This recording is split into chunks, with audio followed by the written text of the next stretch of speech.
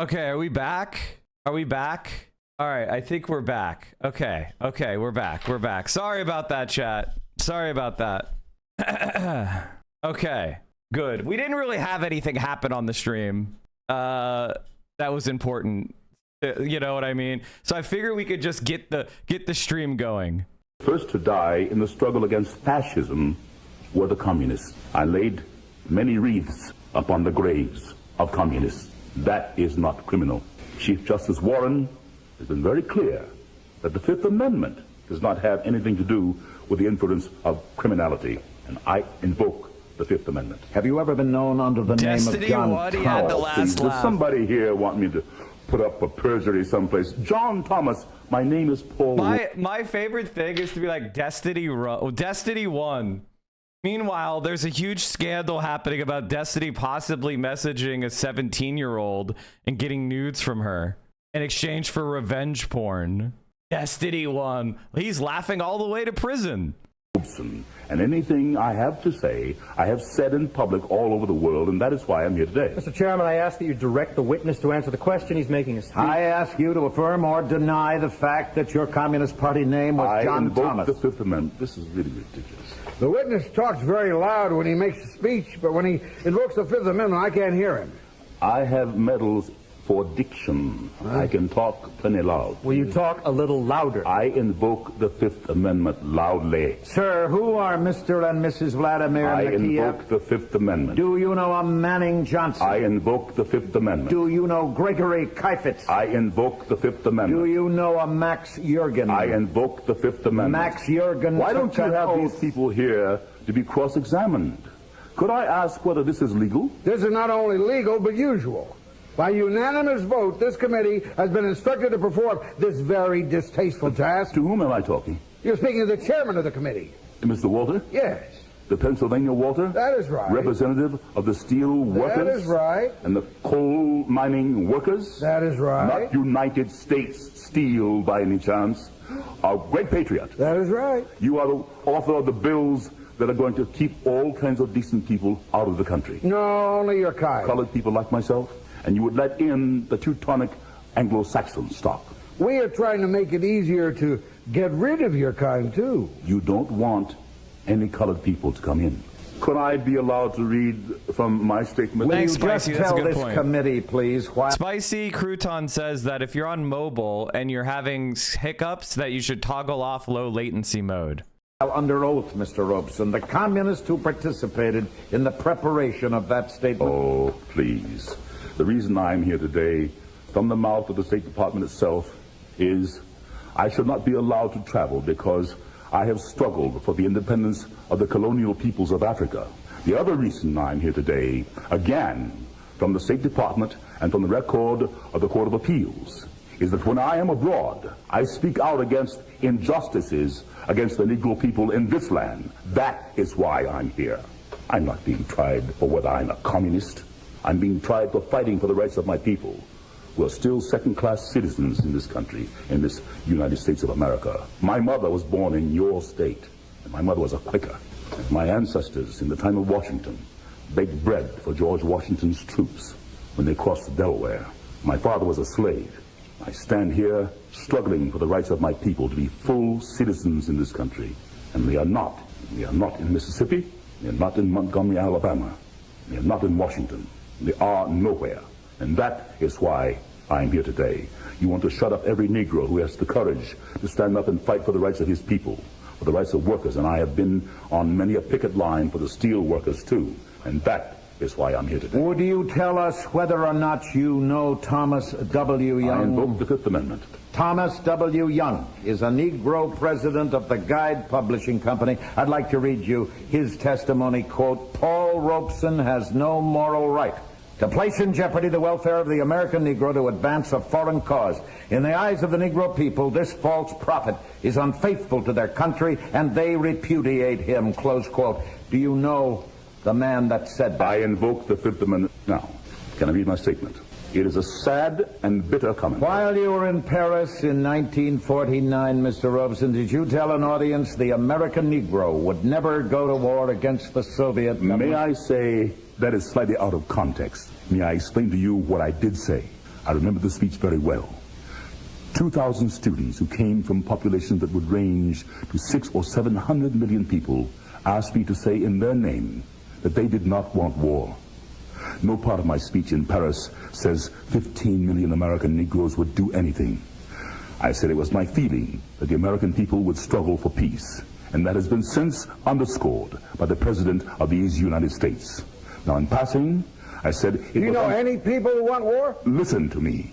I said it was unthinkable to me that any people could take up arms in the name of a man like Senator Eastland of Mississippi against anybody. Gentlemen, I still say that. This United States government should go to Mississippi and protect my people. That is what it should do. I lay before you, sir, an article, quote, I am looking for full freedom, unquote, by Paul Robeson in The Worker. July 3rd, 1949, quote, I said it was unthinkable that the Negro people of America or elsewhere could be drawn into war with the Soviet Union. I repeat it with 100-fold emphasis, they will not, close quote. And, gentlemen, they have not. It is clear that no Americans are going to go to war with the Soviet Union. While you were in Stockholm, did you make a little speech? I made all kinds of speeches. Let me read you a quotation. Let me listen. Do so, please. I am a lawyer. It would be a revelation if you would listen to counsel. In good company, I usually listen. But you know, people wander around. Hey guys, thanks for the support. Fancy places. You said, Mr. Robeson, and I quote, I belong to the American resistance movement, which fights against American imperialism, just as the resistance movement fought against Hitler. Just like Frederick Douglass and Harriet Tubman were underground railroaders and fighting for our freedom, you bet your life. I have to insist that you listen to these questions. I am listening. I quote further, why should the Negroes ever fight against the only nation in the world where racial discrimination is prohibited and where the people can live freely? Never. They will never fight against either the Soviet Union or the people's democracies, close quote. Did you make that statement? I do not remember, but what is perfectly clear today is that 900 million people, other colored people, have told you they will not. 400 million in India and millions everywhere have told you The that. witness has answered the question. He doesn't need to make a speech. Did you write an article that was published in the USSR Information Bulletin? Yes. Quote, I want to emphasize that only here in the Soviet Union did I feel that I was a real man with a capital M, close quote. I would say, what is your name? Arendt. I am quite willing to answer the question. When I was a singer years ago, and this you will have to listen to. I am listening. I am a bass singer, so for me, it was Chelyabin, the great Russian bass, not Caruso the tenor. I learned the Russian language to sing their songs. I wish you would listen now. Mr. Chairman, I ask you to direct the witness to answer the question. Just be fair with me. I ask for order. The great poet of Russia is of African blood. Let us not go so It is far. Oh, that's a good one, little Strange. Bolshevik. We'll watch that. Did you make that statement? When I first went to Russia in 1934... Did you make that When I statement? first went to Russia in Did you 1934... make that statement? In Russia, I felt for the first time like a full human being. No color prejudice like in Mississippi. No color prejudice like in Washington. It was the first time I felt like a human being, where I did not feel the pressure of color as I feel it in this committee today. Why do you not stay in Russia? Because my father was a slave, and my people died to build this country. And I'm going to stay here and have a part of it just like you, and no fascist-minded people will drive me from it. Is that clear? You are here because you are promoting the communist cause. I am here because I'm opposing the neo-fascist cause, which I see arising in these committees. Jefferson could be sitting here, and Frederick Douglass could be sitting here. Eugene Debs could be sitting here. Now, what prejudice are you talking about? You were graduated from Rutgers. You were graduated from the University of Pennsylvania. I remember seeing you play football at Lehigh. There was no prejudice against you. Just a moment. This is something I challenge very deeply, that the success of a few Negroes can make up for $700 a year for thousands of Negro families in the South. My father was a slave, and I have cousins who are sharecroppers. I do not see success in terms of myself. I have sacrificed hundreds of thousands of dollars for what I believe in. While you were in Moscow, Mr. Robeson, did you make a speech lauding Stalin? I can't remember. Have you recently changed your What has mind about happened Stalin? to Stalin, gentlemen, is a question for the Soviet Union, and I won't argue with a representative of the people who, in building America, wasted the lives of my people. You are responsible, you and your forebears, for 60 to 100 million black people dying in the slave ships and on the plantations. Don't you ask me about anybody. I'm sure you wouldn't want to discuss with us the slave labor camps in the Nothing Soviet could be built Union. more on slavery than this society, I assure you. I would invite your attention to the Daily Worker of June 29, 1949, with reference to a get-together with you and Ben Davis, formerly communist councilman in New York. Do you know Ben One Davis? of my dearest friends. He is as patriotic an American as can be, and you, gentlemen, are the non-patriots. Just a minute. You are the un-American. The hearing is now adjourned. I think it should be. I've been doing all of this that I can. Can I read my statement? No! The meeting is adjourned. It should be. You guys didn't know, like, this is something, if you've been on my stream for a while, you know that Darth Vader was actually the unbelievably based. And this is Paul Robeson, who was a very famous singer and socialist organizer, and he fought really hard against the Red Scare in the 50s. He's not talked about as much because he's not a liberal. And so you have to learn a lot about the civil rights movement in this country before you are actually allowed to learn about the people who were the leaders of it. James Earl Jones is a huge legendary guy. All right, chat. Let us get... I want to watch this... I want to watch the... If you're not doing for Black August, go and find a reading program. Black August is a major part of our fight for liberation in America and around the world. Hell yeah, man. There was a video about how liberals gave us all our rights. What? They fought tooth and nail against giving any rights.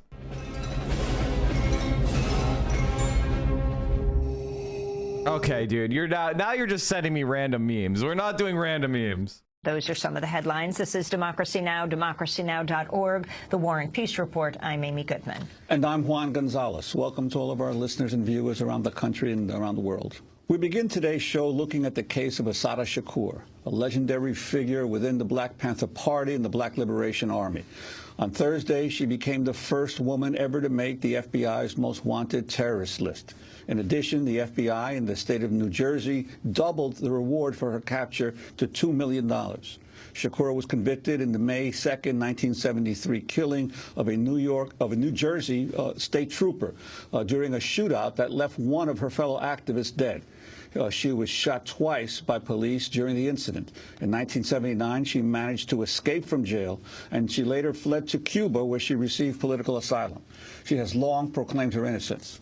On Thursday, FBI Special Agent Aaron Ford spoke at a press conference announcing Shakur's placement on the most wanted terrorist list. He refers to Shakur as Joanne Chesimard, her original name.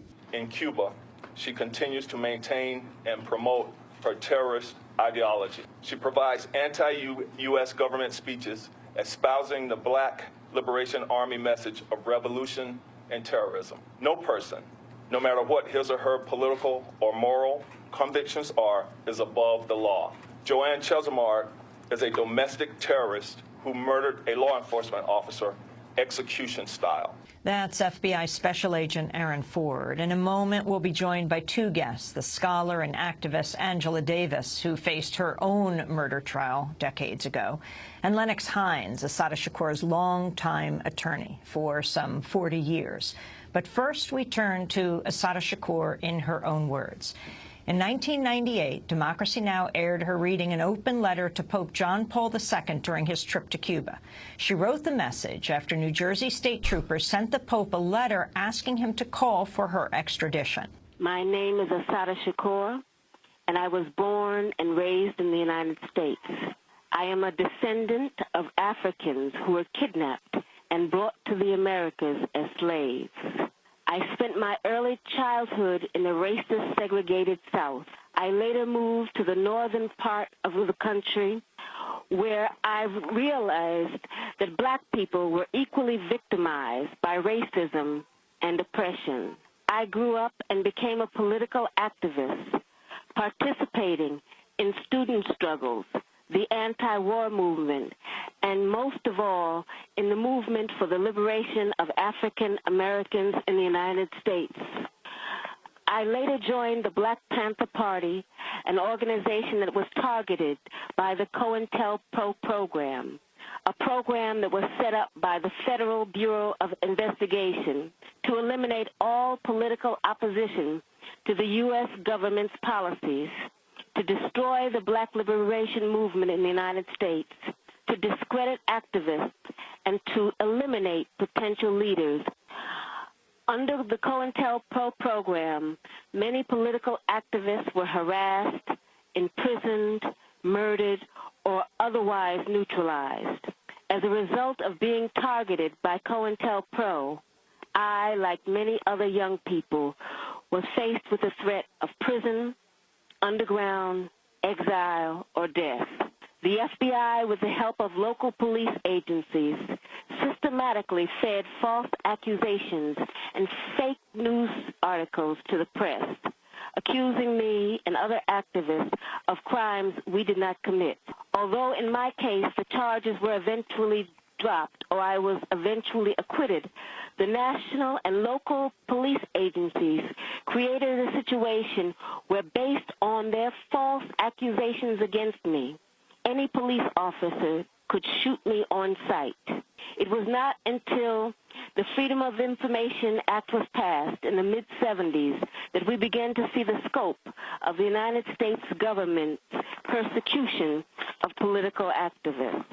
At this point, I think that it is important to make one thing very clear. I have advocated, and I still advocate, revolutionary changes in the structure and in the principles that govern the United States. I advocate self-determination for my people and for all oppressed people inside the United States. I advocate an end to capitalist exploitation, the abolition of racist policies, the eradication of sexism, and the elimination of political repression. If that is a crime, then I am totally guilty. To make a long story short, I was captured in New Jersey in 1973 after being shot with both arms held in the air and then shot again from the back. I was left on the ground to die, and when I did not, I was taken to a local hospital where I was threatened, beaten, and tortured. In 1977, I was convicted in a trial that can only be described as a legal lynching. In 1979, I was able to escape with the aid of some of my fellow comrades. I saw this as a necessary step, not only because I was innocent of the charges against me, but because I knew that the racist legal system in the United States, I would receive no justice. I was also afraid that I would be murdered in prison. I later arrived in Cuba, where I am currently living in exile as a political refugee. The New Jersey State Police and other law enforcement officials say they want to see me brought to justice. But I would like to know what they mean by justice. Is torture justice? I was kept in solitary confinement for more than 2 years, mostly in men's prisons. Is that justice? My lawyers were threatened with imprisonment and imprisoned. Is that justice? I was tried by an all-white jury without even the pretext of impartiality and then sentenced to life in prison plus 33 years. Is that justice? Let me emphasize that justice for me is not the issue I am addressing here. It is justice for my people that is at stake. When my people receive justice, I am sure that I will receive it too. That is an excerpt of a letter Assata Shakur read, an open letter to Pope John Paul II during his trip to Cuba in 1998. When we come back from break, we'll be joined by Assata Shakur's longtime attorney, Lennox Hines, and the scholar and activist, Angela Davis. Stay with us. This stuff has been, like, all the Red Scare bullshit that you're seeing today, all the attacks on people like myself or Hasan, all the Red Scare shit that people say about Zoran, it's all the same shit. It's all the same shit. Nothing has changed. It's never gone away. That's the context that I was trying to give you guys, and how important black leaders are to the left, especially in America. I think one of the most disgusting lies that we have is that the left is white. That is propaganda. That is false. That is a lie. They killed, imprisoned, blacklisted our leaders. And then they're like, oh, look, there's a white guy. That means it's not white, for the purpose of denying history and reality and what went on. Thanks so much for watching this report from Democracy Now!, your daily independent global news hour. Texas Republicans have locked Democratic Rep Nicole Collier inside the State House chamber and refused to allow her to leave. They are requiring Democrats to sign permission slips that have a police escort in order to leave the chamber, and she refuses to sign it. So they're kidnapping her? Yeah, it looks like Texas is going to pass their super gerrymandered map. But there's good news. There's actually good news.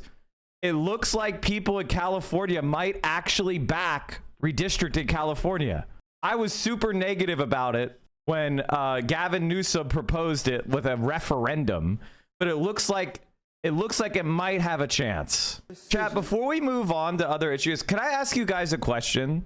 How many people in your life, and be honest, this is a safe place to answer. I'm not going to judge anyone. I'm just asking, how many people in your life still use the R slur? Like, is it something that your normie friends say? Is it something your parents say? Is it something that your relatives say? Or is it like nobody uses it? And if somebody were to say that, how do you react? Do you say something or do you just ignore it? Do you say something or do you ignore it? I'm just asking. The reason why I'm asking is I feel like the R slur is something that people are literally trying to work back into the vocabulary of this country.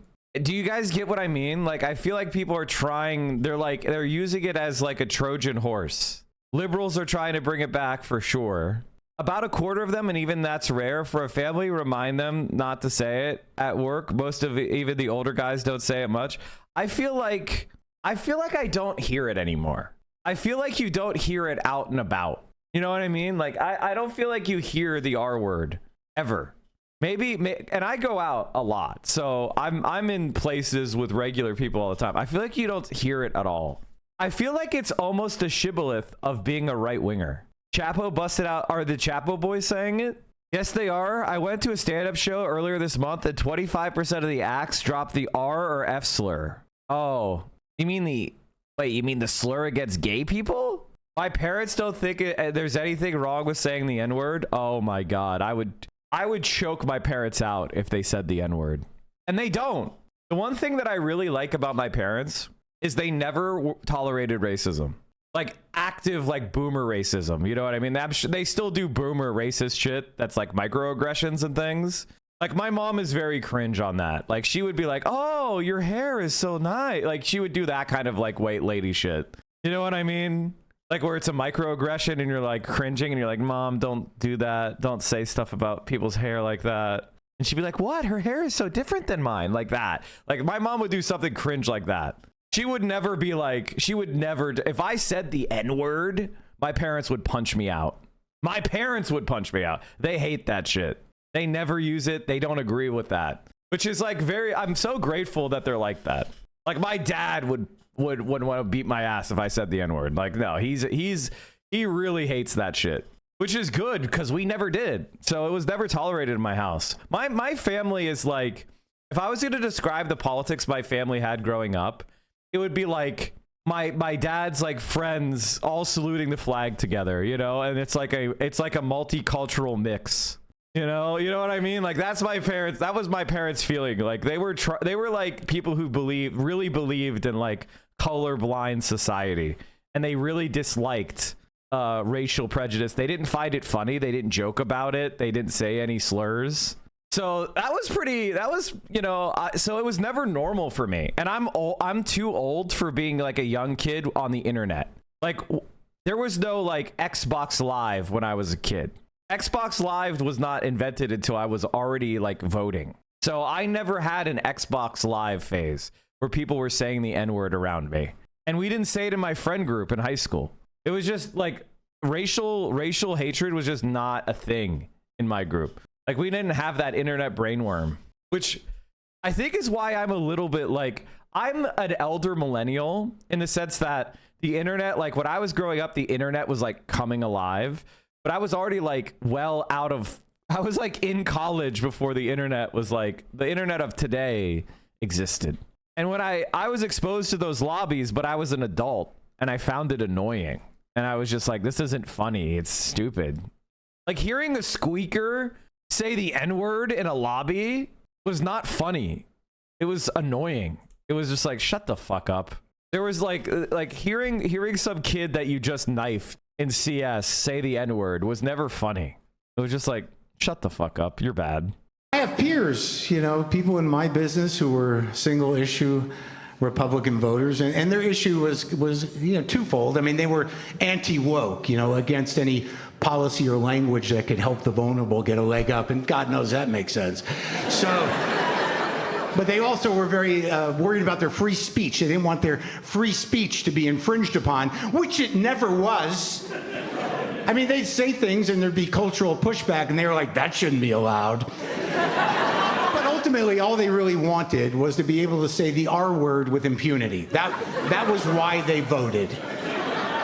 But along with that, you know, comes the collapse of the federal government, the destabilization of the global economy, tens of thousands of people being deported to places they might not have even come from, the actual suppression of speech and rights of LGBTQ people and women, and the rise of authoritarianism. And sometimes I feel like asking them, was it worth it, you fucking retard?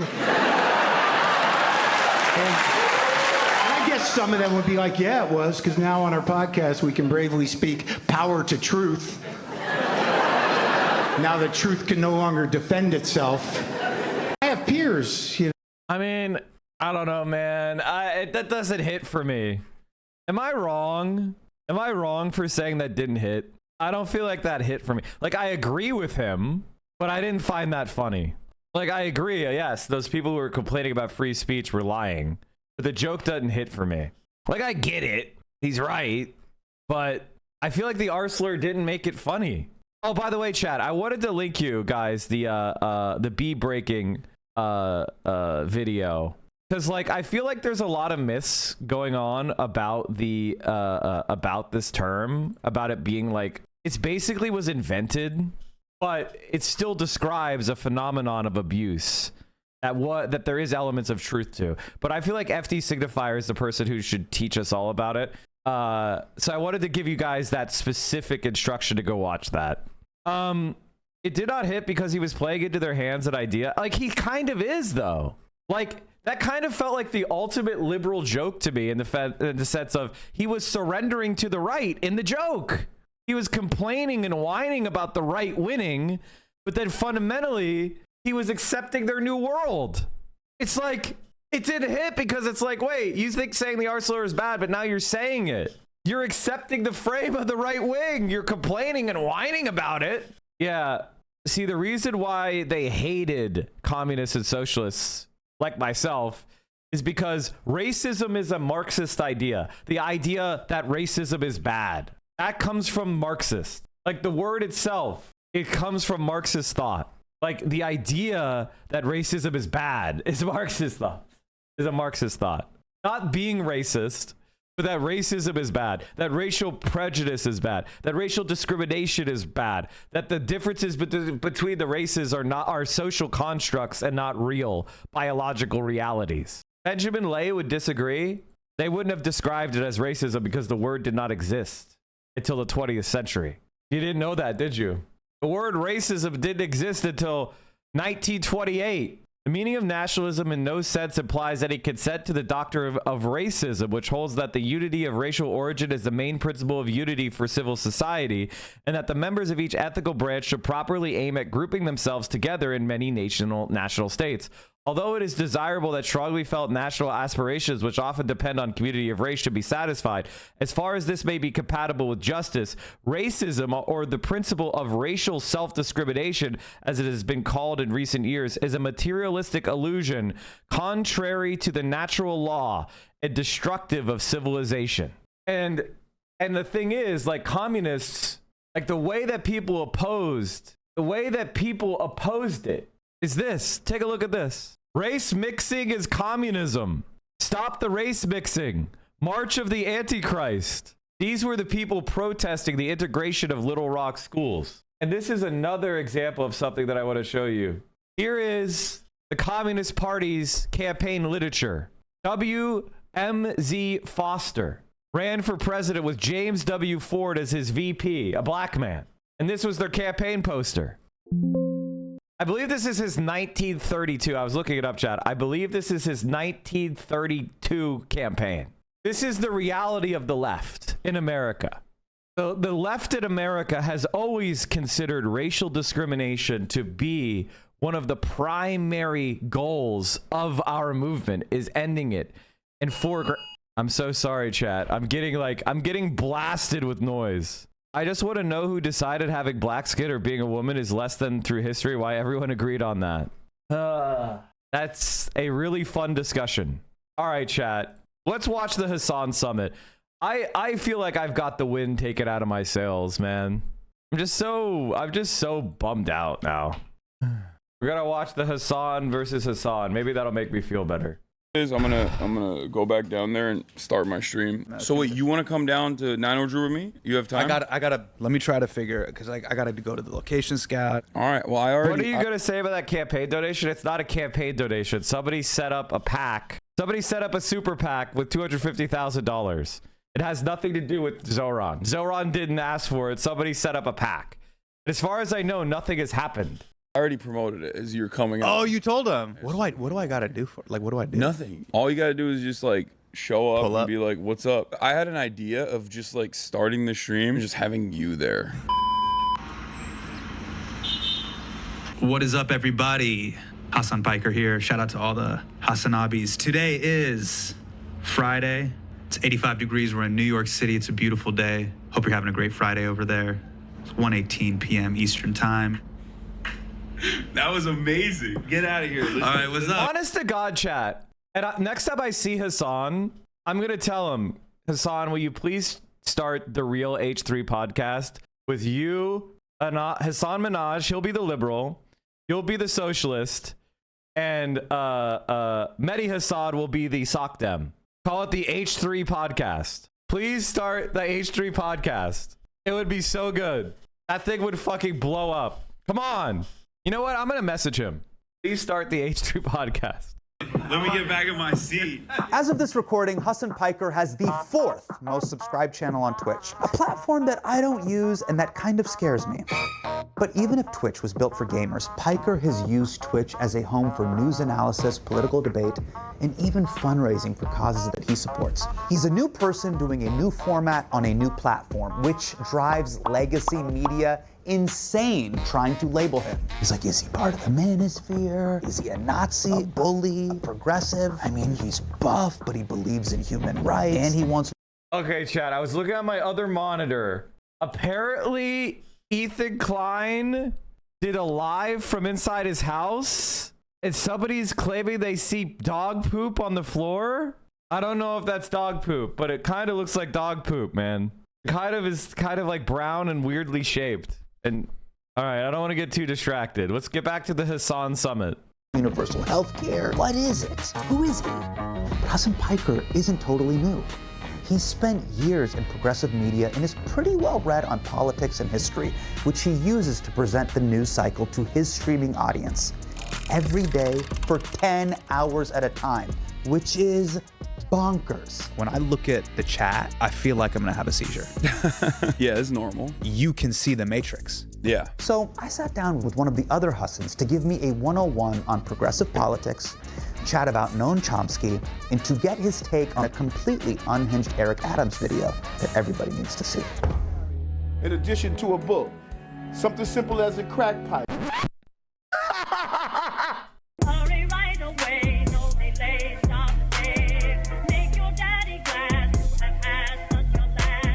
Yo, ladies and gentlemen, Hasan Piker. Hey. Thanks for doing this, bro. This is amazing. So listen, man, you are one of the kings of reacting. You're a reaction king. Okay. So I'm gonna do something with you. This is gonna be pretty meta here. This is going to be my reaction. Hasan Minhaj reacts to Hasan Piker reacting to Hasan Minhaj. That makes so much sense. Okay, let's see. Let's do it. You've been saying put your shoes on for the past 40 years. Senator Sanders, do you ever feel like blowing your brains out? Occasionally. That was kind of funny, I'm not gonna lie. It was a good, strong start. He just straight up asked Bernie if he wants to kill himself, dude. That's insane. It's a great reaction. That's one of the nicest reactions I've gotten, bro. The internet's a wild place. Bro, I've gotten some mean reactions. Oh, I've definitely given you some mean reactions myself, probably. Oh, yeah. Do not go. But let's not go through this. Yeah, let's not go through the bad ones. Yeah, let's not go through the bad ones. I've gotten some, you know. Hasan Minhaj is a liberal. He's a liberal. Maybe he doesn't think of himself as a liberal, but he's definitely a fucking liberal. He's my least favorite Hasan. And he gave that like fawning interview with like Barack Obama. And I gotta be honest, like if you like Barack Obama, I don't like you that much. I don't feel like I could trust you. Mike needs Daddy Hasan to notice me. I mean, he does all the time. He does all the time. And not only that, can I just say this? I'm not fake. What's so great about me is I am not fake. I just like people, and I don't care if people don't like that I like them. And I like watching Hasan's content. I actually watch Hasan's content. I watched like over 1,000 hours of Hasan last year. Like I put him on as like the person that I do chores to, you know? Like I put him on my other monitor when I'm gaming. I watch Hasan. I am like, I probably watch more Hasan than the mods do, to be honest. I like him. I just period like him. And it's not about him noticing me. I watched him before I ever was a streamer. This is just true. No, the ones that the personal ad hominem ones are the ones that I can't. That cut. I had to block someone in chat saying that the R slur isn't offensive and that it's a microaggression at best. No, it's offensive. No, the R slur is offensive. I don't like it. I don't use it. I think of all the things, like when I was growing up, the edgy shit we said when I was growing up was like the F slur and and saying gay as bad. That was what my high school was. Like if you walk down the halls in my high school, the F slur was every other word. That was the slur that people were going wild with. There wasn't racial shit. It wasn't really accepted. In my part of Pennsylvania, I never heard racial shit. We just didn't do that. Like, I'm not saying if you drove 20 minutes into the woods, there wouldn't have been R slurs or N words being thrown out. There definitely was, but not in like my like friend group and not in my high school. People didn't use that shit. Again, this is before Xbox lobbies, chat. Like we didn't do that. The F slur, holy moly, that was crazy. And the R slur, like the R slur and the F slur, that was thrown around like crazy growing up. The R slur and other words like moron used to be grounds for sterilizing people as to make sure they didn't have kids. I mean, it's euphemistic treadmill. Can I be honest, Mike? A few years ago, I was that lib that sang praises about Obama and the Democratic Party, and as time went on, I became more disillusioned, and I don't know why. I became lost and lost hope. I found you in Hasan, and I finally understood why I felt and why my politics never aligned with the Dems. They were just all I had until now. Yeah, I think the true red pill. A story written by trans people. So two trans women wrote The Matrix, so I'm reclaiming it. Okay. If you use red pill, you're pro-trans. All right. The true red pill, the communist pill, the socialist pill is realizing that Barack Obama is why we're fucked. That America had a moment where we were disillusioned with the status quo and we wanted radical change. If it isn't the anti-Semite, welcome back. Yes, you can have it.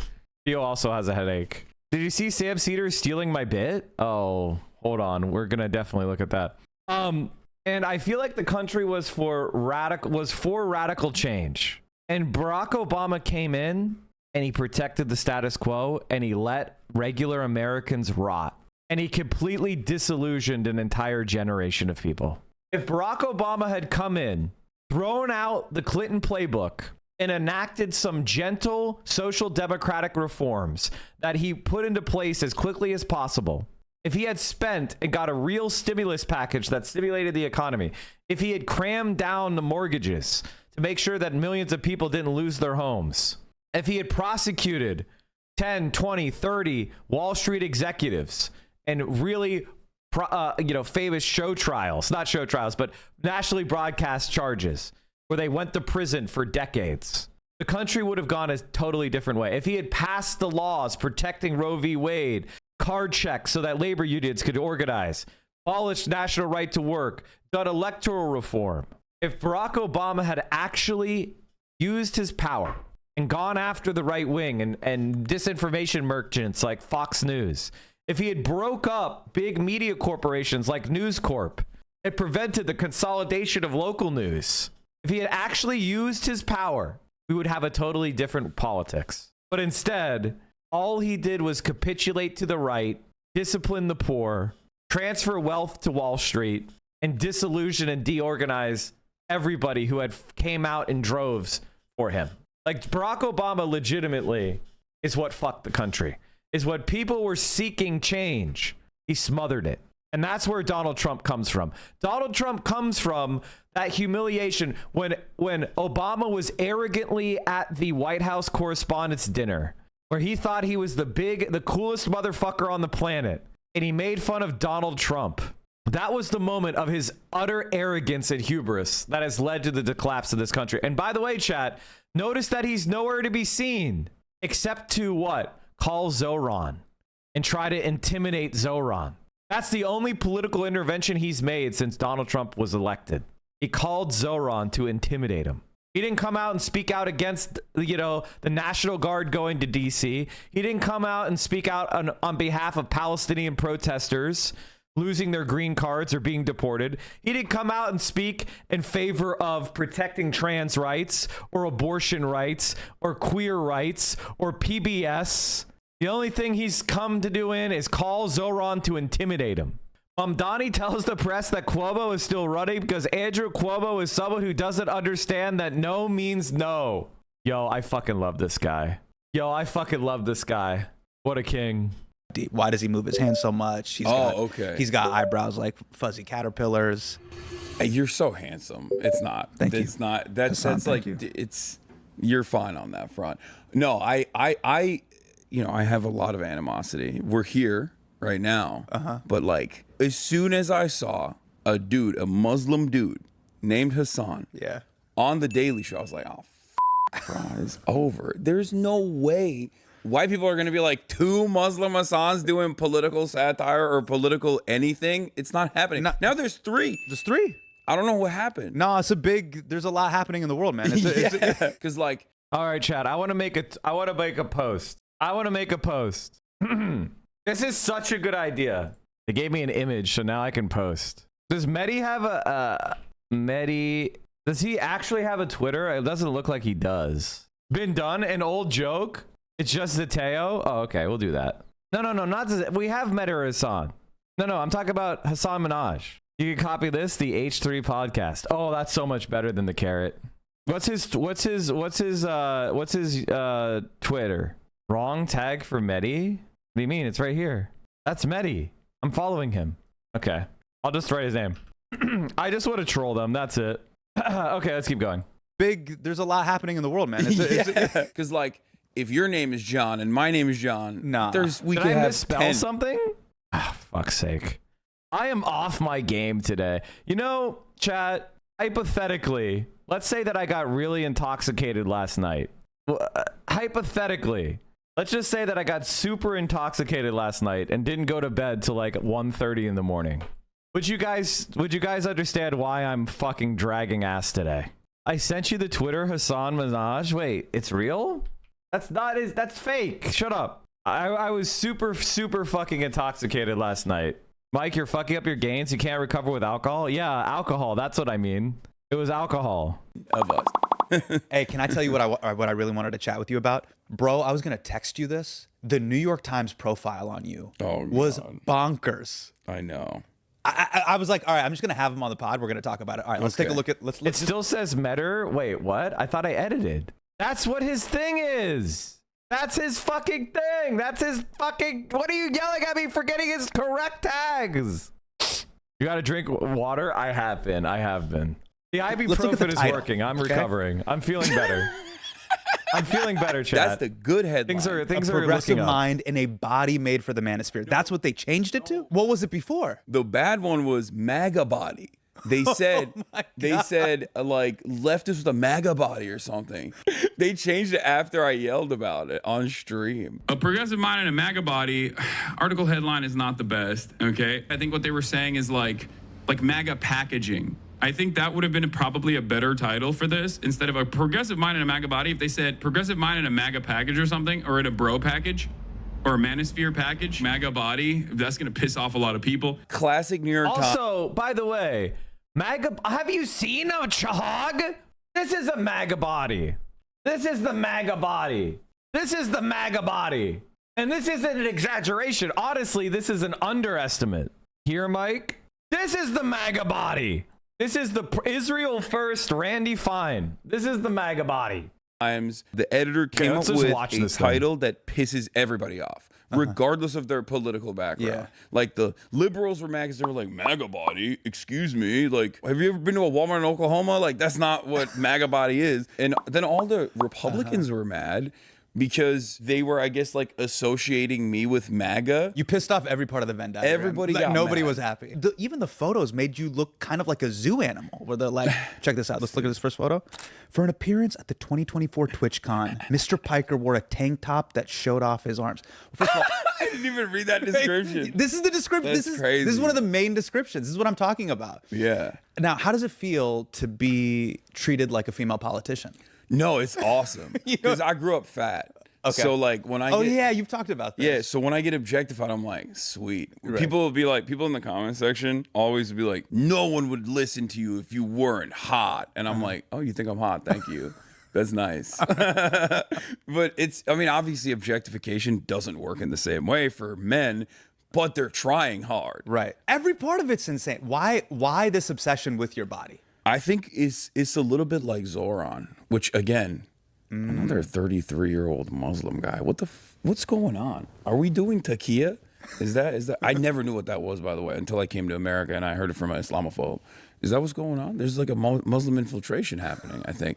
But after his victory in New York, everybody was like, "Oh, it's because he's handsome. Oh, he won because he's doing good social media." It's like it's never about like what his message is, even though that was what penetrated to the consciousness of so many people, like a guy who was young and dynamic and just went out and was like, what's your problem? I'll solve it, right? Like that's what we're supposed to do. It's pretty basic stuff. Yeah.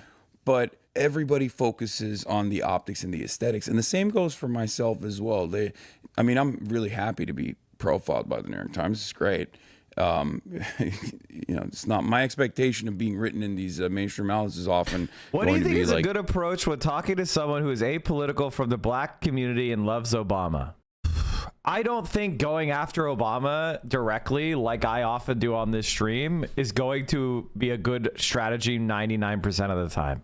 You have to divert. The thing about Obama is he's mostly not around. He's not doing anything. So he's mostly just hanging out in the background menacingly. He's not actually doing anything. So the best way to like convert someone who likes Obama is to just convert them on other shit. It's to talk about Medicare for all. It's to talk about free college. It's to talk about public and social housing. It's to talk about a peaceful foreign policy and the Gaza genocide. It's about talking about what you need to do when you're trying to like persuade someone politically. If you were to meet me in person, I wouldn't preach at you. I would be asking you questions. I'd be asking what you think, and I would be using a Socratic method.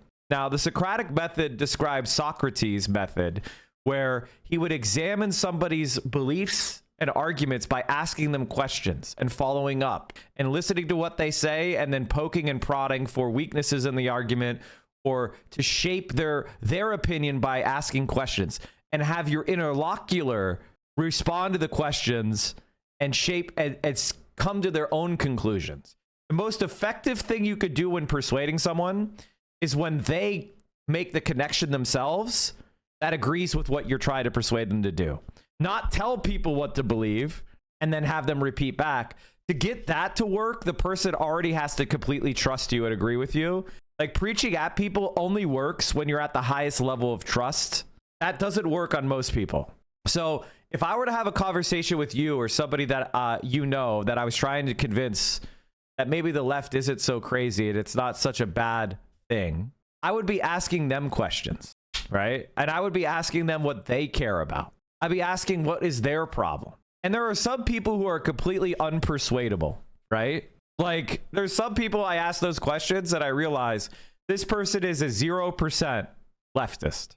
There's no way to get into this guy. This guy's just your enemy. And I won't even bother. There's some people, like, this is the best skill for an organizer. Spend your time where you can make the most progress, right? Let's imagine, I'll give you an example. Let's imagine that you and I are at a workplace and we're both trying to organize a union. And we have 50 employees that we're trying to get into this union. And the first thing we do is we go around and we kind of generally talk to people about unions, about the job problems we were having at the job, about salary, benefits, and what we do is we talk to every person. If somebody comes out when we broach the idea of a union and they're like, I fucking hate unions, they're corrupt, they just take money out of your paycheck, I will never join a union, fuck those unions. You know what you do? I don't spend hours trying to convince this guy he's wrong about unions.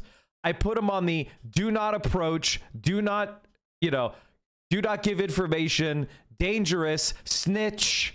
I say, this is a guy that we do not want to let know we are organizing. I give him a 1. There's a rating scale of 1 to 5. And typically 5 is like, I'm sorry, a 1 is completely agrees with you. A 5 is completely disagrees with you. So 1, 2, 3, 4, 5. I put them on a 5. That is a strong supporter of the opposition. Scab mentality. And you move on. You don't spend your time on people that are the hardest to persuade. You spend your time on people that are at least able and willing to listen to you. And I think one of the problems when I tell people this is it's very unsatisfying because it's honest. People want me to say that you could persuade anybody of anything, that I've got the secret sauce and there's no such thing as an enemy. And if you just say this sequence of words, you'll convince the most dyed-to-the-wool Nazi to become a communist. And that is charlatan shit. That's what a liar says. That's what somebody who doesn't do the work says. That's a destiny thing. The idea of some sort of cult where there's some leader who's going to put together some sequence of words that's going to change every heart. It doesn't exist. We got ratted out by multiple people during a botched union attempt at my workplace. You have to be careful with how and who you approach. Yes, it's one of the most difficult things to learn is that people that you like, some of them are just snitches and rats and scum.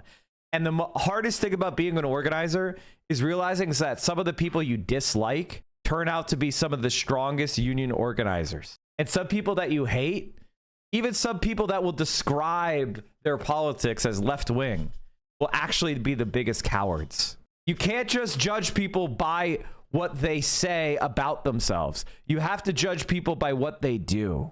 Somewhat negative coverage, right? Right. But whenever these kinds of puff pieces or profiles happen, they just hyper focus on the aesthetics and not necessarily what I talk about as a political comment. Do you have any, what about liberals? Do you think there's a good way to bring them on board? It depends on what you mean by liberal.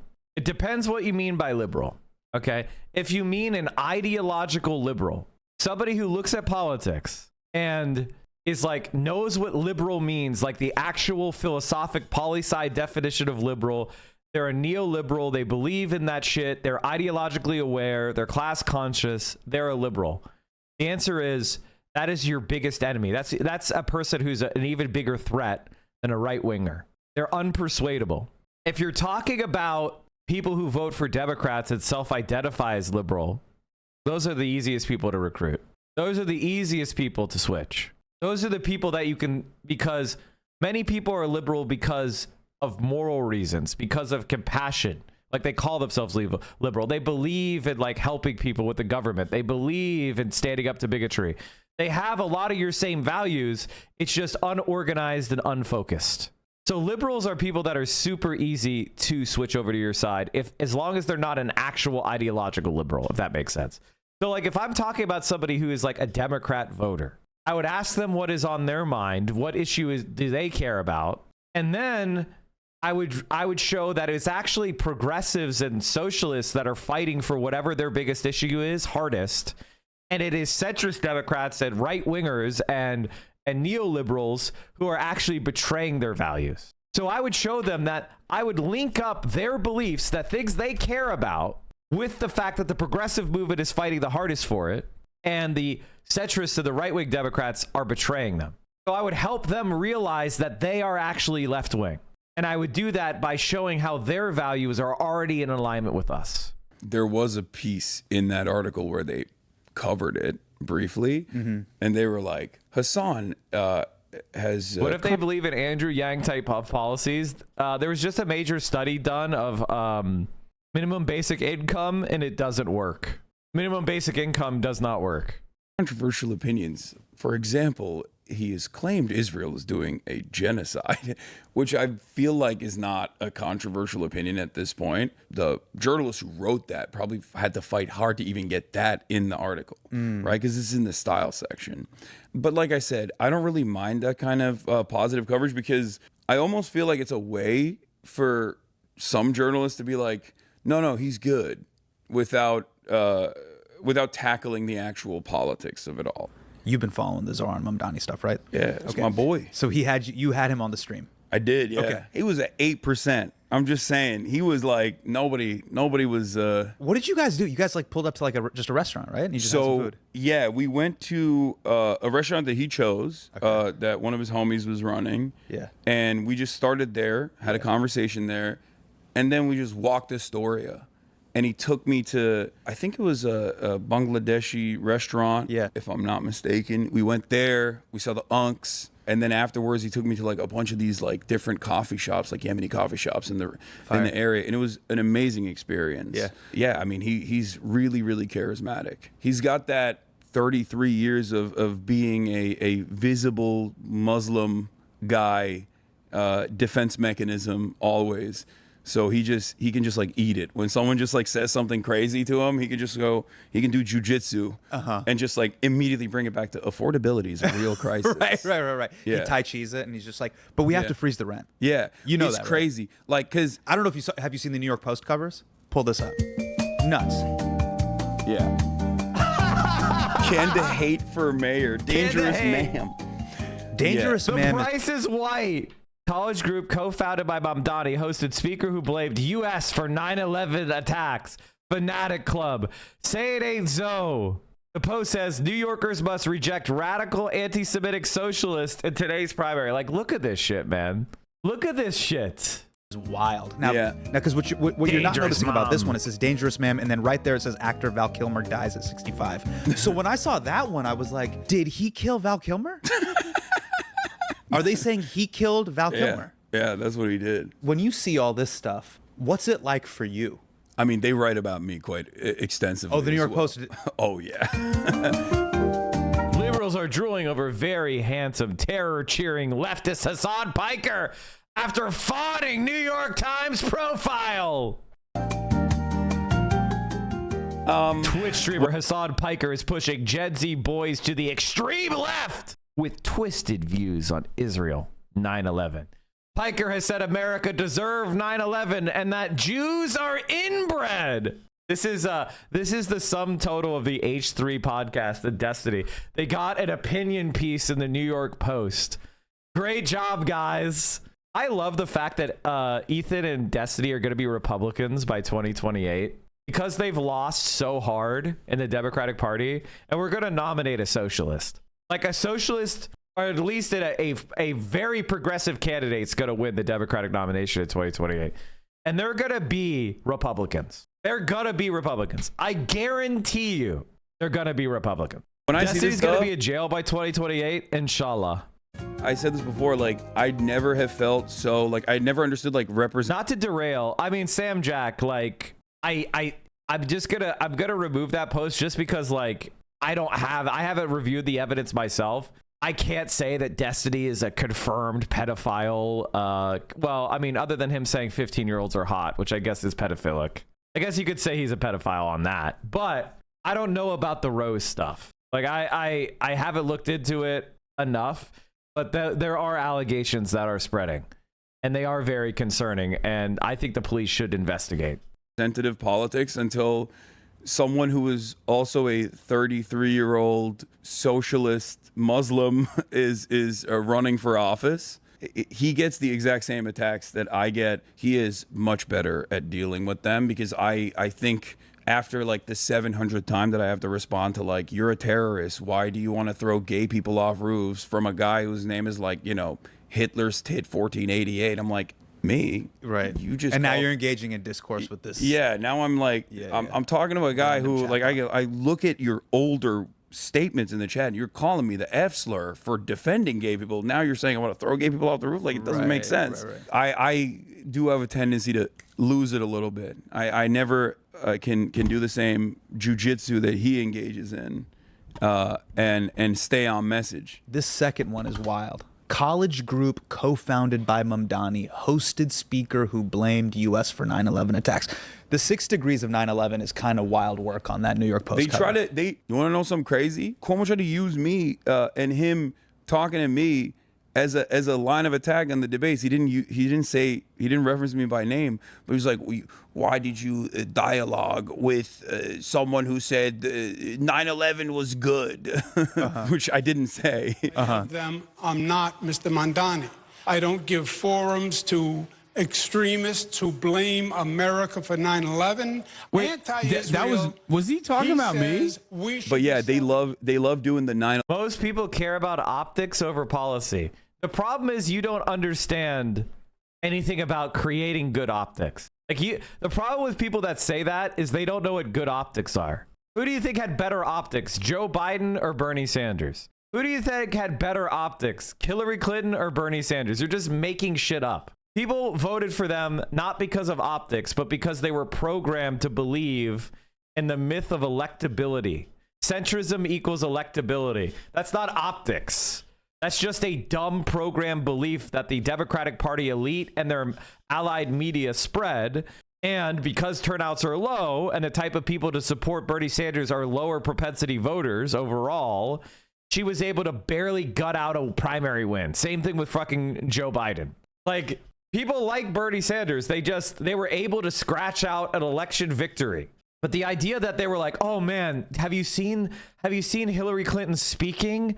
She's so moving. Have you seen Joe Biden speak? I feel myself moved. Like, what the fuck are you talking about? 9/11 thing. Like, they love being like, you know, he is Muslim. And you know who did 9/11? Sure. Muslims. Sure. It's super racist. Congressman Richie Torres actually wrote a letter to the companies that host his podcast, and he said he's an apologist for October 7th, but also he's anti-American and an apologist for 9/11. And was he cheering? Was he cheering in New Jersey? Yeah. The way Donald Trump says. Muslims were I was. cheering. Look, rooftops in Jersey. Look, I mean, you were in Turkey at the time. I was in a New Jersey rooftop. I was dancing, but to be fair, I didn't know that it was happening. I did not know that 9/11 was happening. It was a Zumba class. It was all the rage. Got it. At the time, It's you were one of the early kids to Zumba. Yeah, it was awkward that it just gets talked about in this way. Sure. We're talking about Zoran, but we have to talk about the other candidates. We should talk about Eric Adams. Oh, my favorite. You've seen the Get Ready video, right? Yeah, of course. I've seen all of his videos. Let's take a look. God will be done. You know, if God meant for me to continue to be the mayor of this great city, I'm going to do the work, and God is my guiding light. I like to say I turned on my GPS, my God positioned his satellite, and he's running the show. And all I have to do is continue. Like, if you want to, bro, this is like what I wore when I was a politician, dude. When I was a politician, this is the garb I was wearing. Oh, fuck, man. It did not work. It was not good. It was not a good fit. Be the person that I've always been, and I'm not going to see myself. Wait, he's saying 8:50 a.m., but the clock says almost 11, 10:55 or 10:54. So either his clock is broken in his kitchen and he never fixed it, which means he's not very conscientious, or he's outright lying about the time. Be the person that I've always been, and I'm not going to see myself as success. Oh, pause it. Can we pause it? Yeah. Why the fuck is he peeling the orange with a potato peeler? What the fuck? Is he an alien? Let's take a quick pause. Wait. Oh, okay. Sorry. I'm go a ahead. professional reactor. I have to point something out. Yeah, here. go ahead. You talking about the time? The time. Well, difference. the time is the classic. We've talked about the time. Yeah, we talked about the time.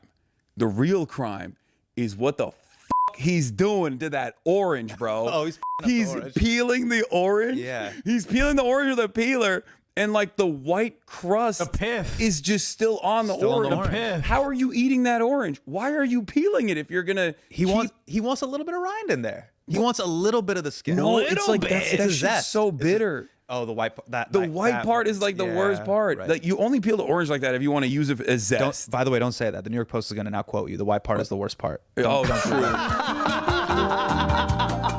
Piker, the white part is the worst part. That's true. Piker zest for hate. Cancel for that too. No, I'm pro the white part on the orange. By the way, Yeah. I think the white part is the best part. Oh, okay. I think it gives Good. it. Oh, Chad, I have an ask question for you. I have another question. Are you guys pulp free, little pulp, some pulp, or heavy pulp? Okay, we got the heavy pulps. We got the no pulps. We've got I fucking hate pulp. Heavy on the pulp. Man, being an orange juice company must be the best. You like take pulp from some people, and then you give the pulp to other people, and it's just cha-ching. The thing about orange juice at the store is it's not real orange juice, chat. It's like a concoction. It's like a concoction. They put like orange extract in it and shit. It's like reconstituted. So like they like break the juice down and then they reconstitute it using, and they're like, that's technically juice. Everything at the store is from concentrate. Yeah, exactly. No, it's real OJ, just shitty oranges that's been pasteurized. That's incorrect. No, dude. No, really, it's from like concentrate, and they like put water in it. And they like fucking put zest in it, like extract in it, natural flavors and shit. You have to buy a very specific brand. Mike, I watched the Sam's Club employee juice the orange in front of me. Oh, okay, well, if you're getting fresh squeezed juice, if you're paying $12 for a quart, then yes, that's real. White is right. You're saying. I'm saying white is right. Yeah. God, I love Eric Adams so much. He's just such a fascinating figure. Oh, he's a fascinating guy. He is exactly the type of mayor you would have in like a TV show or a cartoon, like an early Simpsons. Sure, totally. Have you seen the 2011 Contraband video? Yeah, of course. Let's go. Look at picture frames and behind them, cameras. The Try music. to determine what's music's taking incredible. place. Behind a picture frame, you can find bullets. You should always, when your child brings in his where I popular keep my bullets. knapsack, with Popular many different knapsack. locations, look through it to see what exactly is your child carrying in addition to a book. Something simple as a crack pipe. Something simple as a baby doll. Could be just a baby doll, but also it could be a place. Okay, so somebody's like, Mike, you're wrong. Simply Orange. No, Mike, you're wrong. The oranges that go into Simply Orange are made, carefully selected and picked at their peak of ripeness. After harvesting, the oranges are washed, sorted, and squeezed to collect fresh juice and natural oils. Some oils may later be blended back into the juice to ensure consistent fresh squeezed taste. Pulp may be added back too, depending on the product. Simply Orange is never made from concentrate. So in other words, bitch, it's exactly what I said it is. It's this Frankenstein shit. They're putting oils and flavoring in it. Even the Simply Orange juice is not just orange juice. Where you can secrete or hide drugs. You can Run your secrete hands drugs. over there Yeah. And see if you feel anything that's unusual. Like a pillow like this with a button is a perfect invitation to hide something. And I felt something bumpy. I would reach in, see what it is. Just look and see what it is. It could be more than just books. Perfect place to hide cocaine. Dude, popular knapsack with many different locations. Hey, Mike, sorry to spam, and I totally understand if you want to wait on this, but do you think we could cover this sometime today or tomorrow? Apologies if you already touched on this. I just want to start spreading the fuck out of the story since it isn't getting much coverage. So we can hopefully get kicked to face the repercussions for their very loose TOS. Oh, is this a Sean video? How kick streamers killed their friend. What the fuck? Okay, we might have to watch this, but I don't know if we're going to get to it today because it's already late. But yeah, we'll definitely watch that this week. For sure. Is a bar. It's an incredible. I saw this on the timeline on Twitter, but I haven't had time to look into it yet. Basically, I think they like kick streamers in France were like torturing a friend of theirs. And he like died or something. Okay, the BBC picked it up. Investigating into horrifying death of French streamer. He died in his sleep during a live broadcast. Oh, okay. Oh, no. Oh, they're in trouble.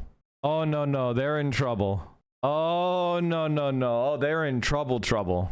When a government minister talks about your crime, no, you are in trouble. Chapaz, the minister delegate for artificial intelligence and digital technology, said she had referred the issue to ARCOM. Sarah L. Harry, France's High Commissioner for Children, described the death as horrifying. Platforms have immense responsibility in regulating online content so our children are not exposed for violent content. The prosecutor's office confirmed that an open investigation of the cause of death and ordered an autopsy. When Kick first started, I was like, oh, this is good. I want to see competition. I want to see competition for Twitch. Twitch is too comfortable. We need to have competition. And then it became very, very clear that it was going down the right-wing alt media space, which is what all these stupid platforms do. They can't do this. They can't just be an alternative that's a reasonable alternative that offers more money to people but still has values. They have to do this Rumble. There's so many of these Nazi platforms and they all fucking fail because nobody normal wants to go under that kind of platform.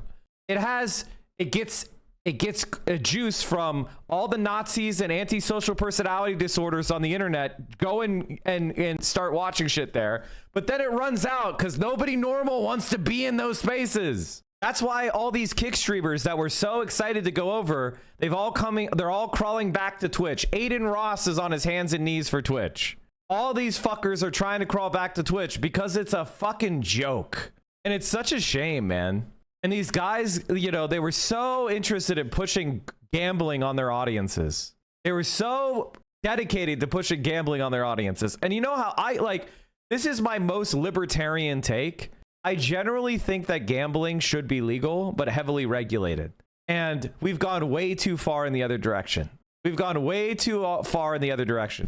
not a Chinese style authoritarian where I think that I'm okay with a little bit of non-conformity and people altering their consciousness. I get it.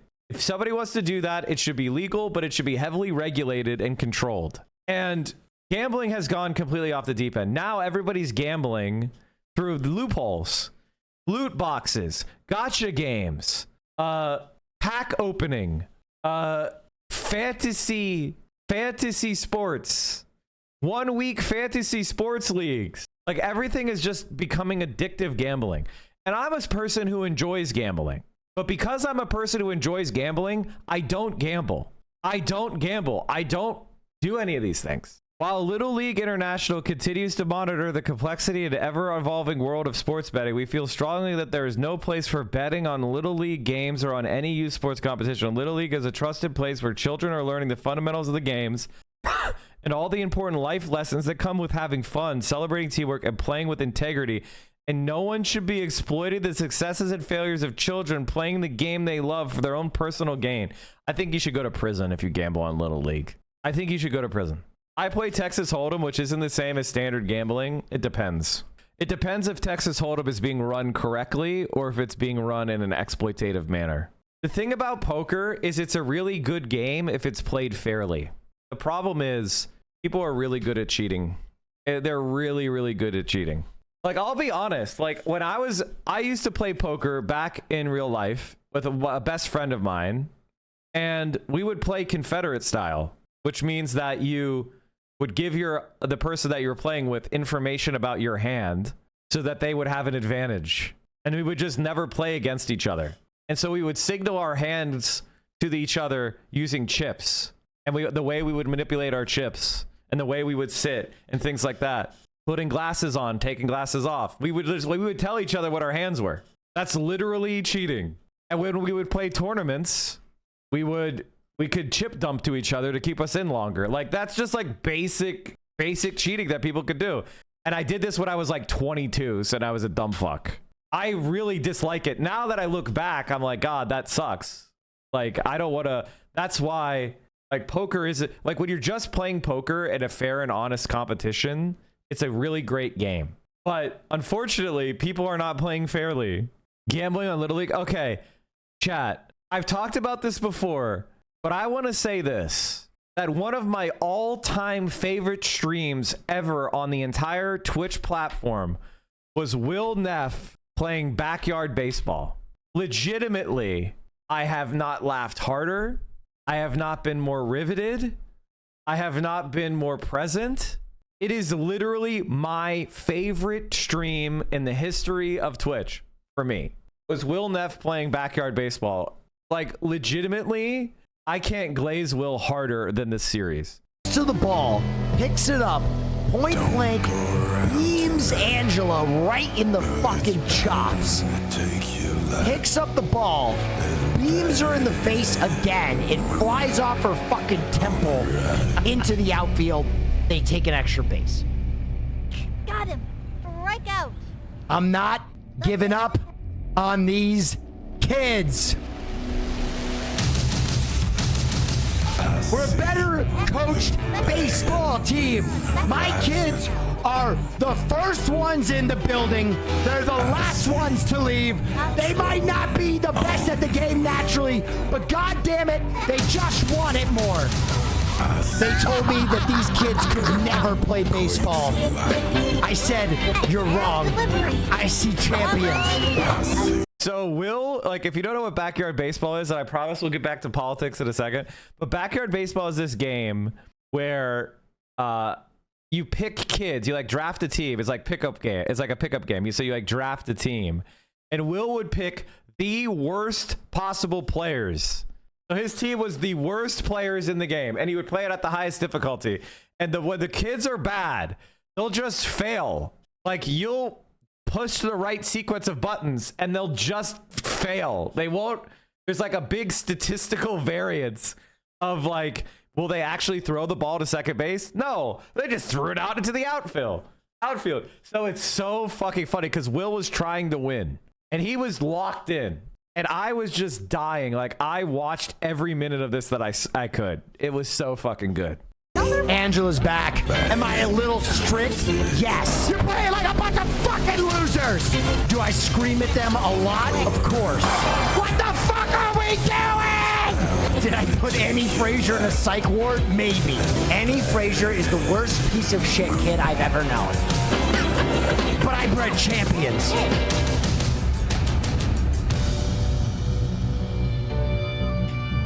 Dude, two heroes rose to the occasion. Misfits. Hurricanes are blowing. People that they didn't expect to win. End is coming soon. And I know people like that. I know kids like that. Rivers overflowing. I hear the voice of rage and ruin. And now it's time to take him to the fucking World Series. Don't go around tonight, but it's bound to take your life. There's a bad moon. That's strike three, Annie Frazier. Yes! Don't go around tonight, but it's bound to take your life. Yes! Yes! Yes! Yes!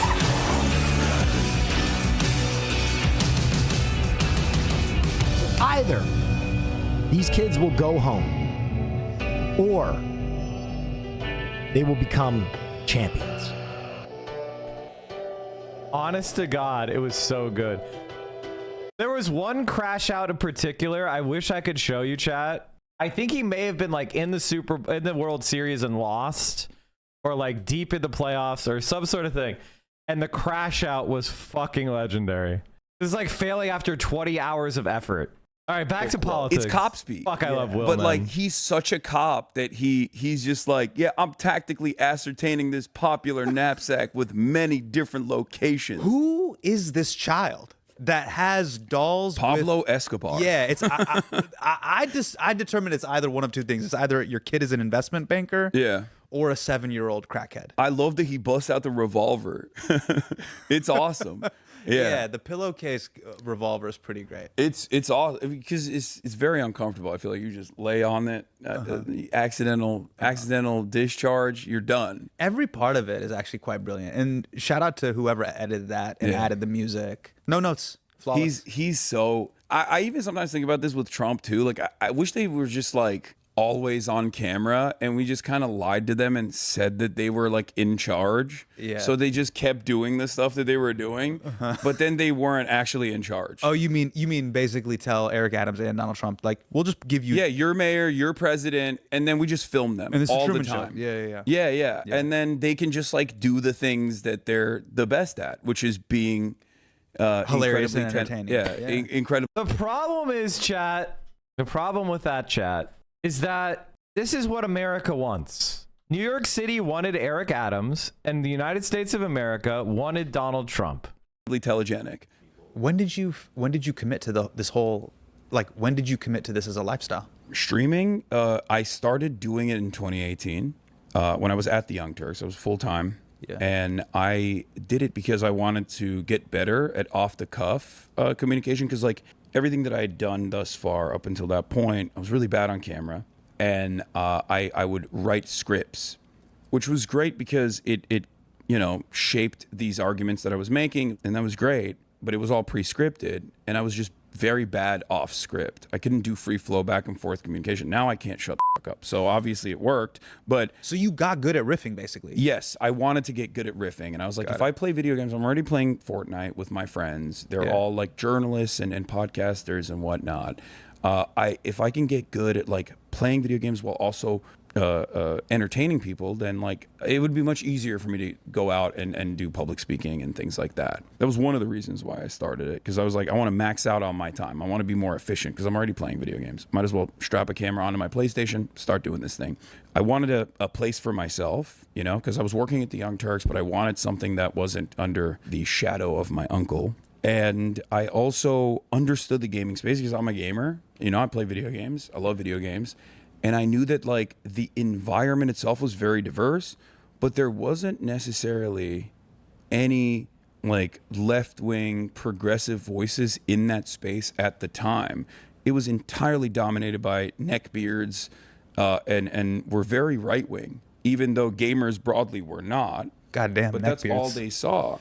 So I was like, I think I can like, I can tackle the space and also show.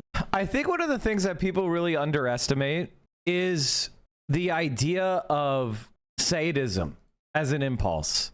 I don't want to make this too psychological, but I do think that many people have this impulse. Like we all like razz each other. We all like to banter with each other. We all have a little bit of, at least I do. I'll just say I do. We all feel a little bit like we enjoy a little bit of cruelty, right? Or a little bit of like, I don't know, giving your sister, twisting her arm and giving her a little burn, things like that. That is something that I think is very common in a lot of people. Like when you were a kid, I don't know if you ever had a smaller sibling and you would like, give them a wet willy or something, right? Like that's not about really hurting them, but it is about being a little troll.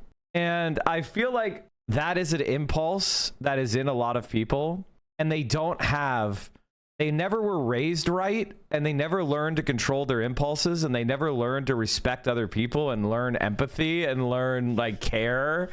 And the internet gives you the ability to indulge in those impulses anonymously.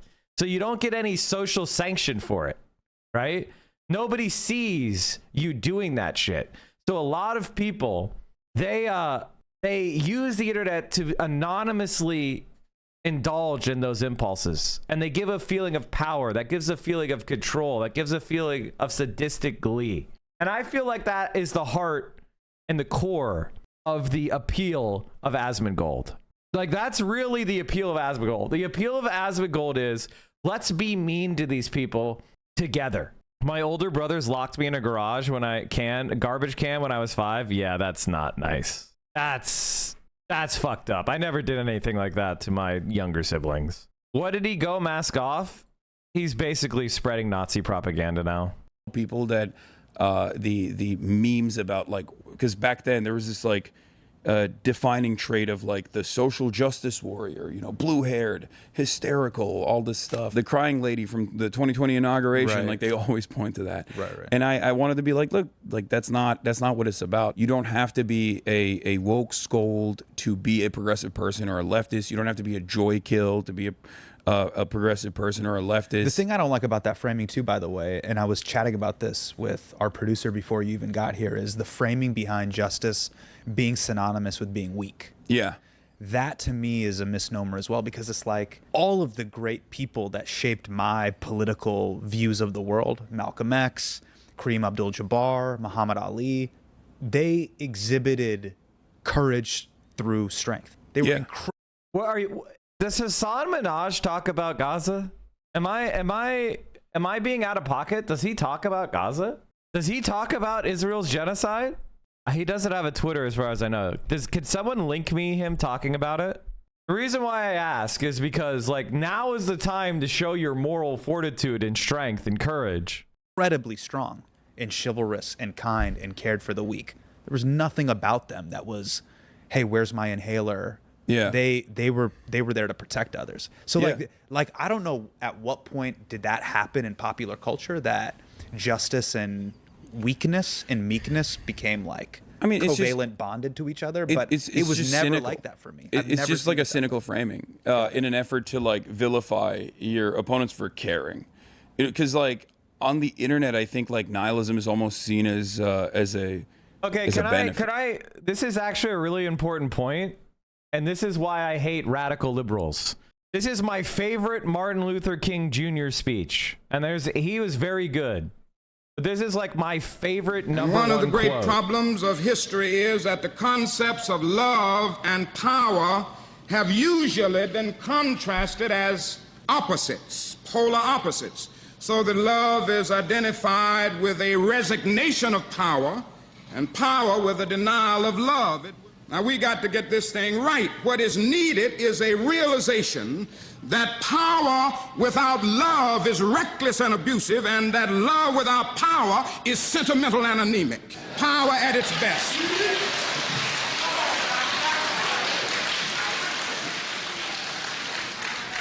Power at its best is love, implementing the demands of justice, and justice at its best is love correcting everything that stands against love. You gotta have power. Leftism and hippies is when the CIA created a link of weak hippies and the news media enforced it. Very true. And popular culture. Attention Zoomers says it's not auto. I don't think that was auto-tune. I think it was just old microphones, from the fucking 60s.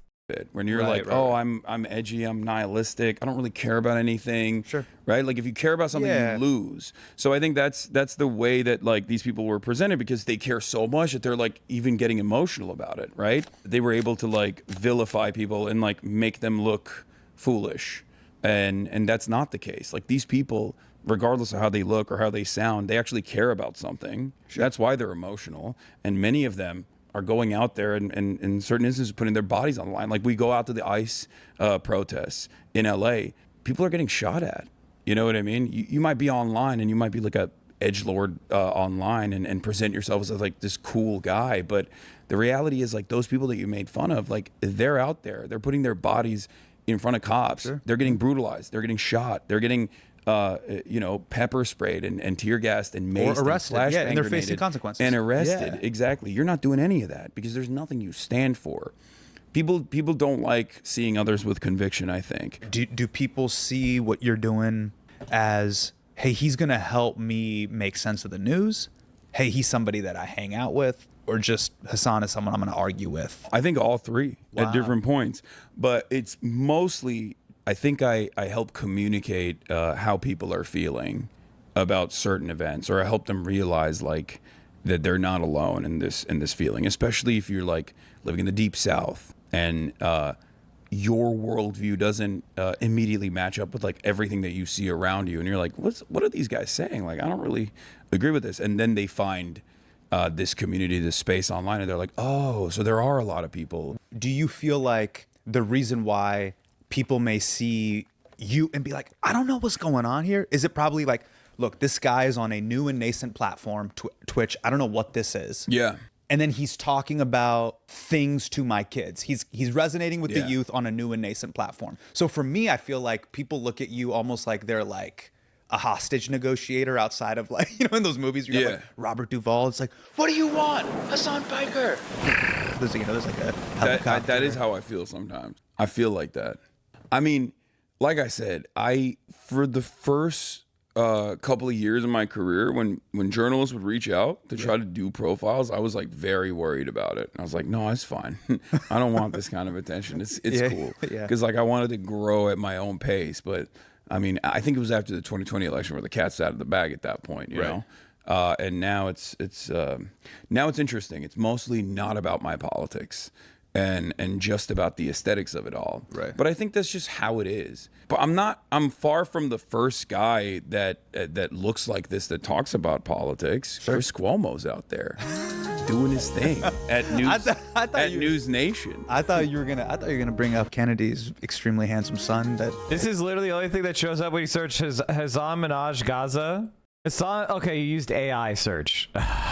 And is now reemerged into the algo that people are going crazy over. Are you? Oh, I thought you were gonna. I'm not talking about RFK. Yeah, I'm talking about JFK Go Jr. a different route there. No. So yeah, he's. What if I was like, yeah, RFK, it's kind of a smoke show. No, you would not be the only guy who thinks that. Apparently, he's a real charmer.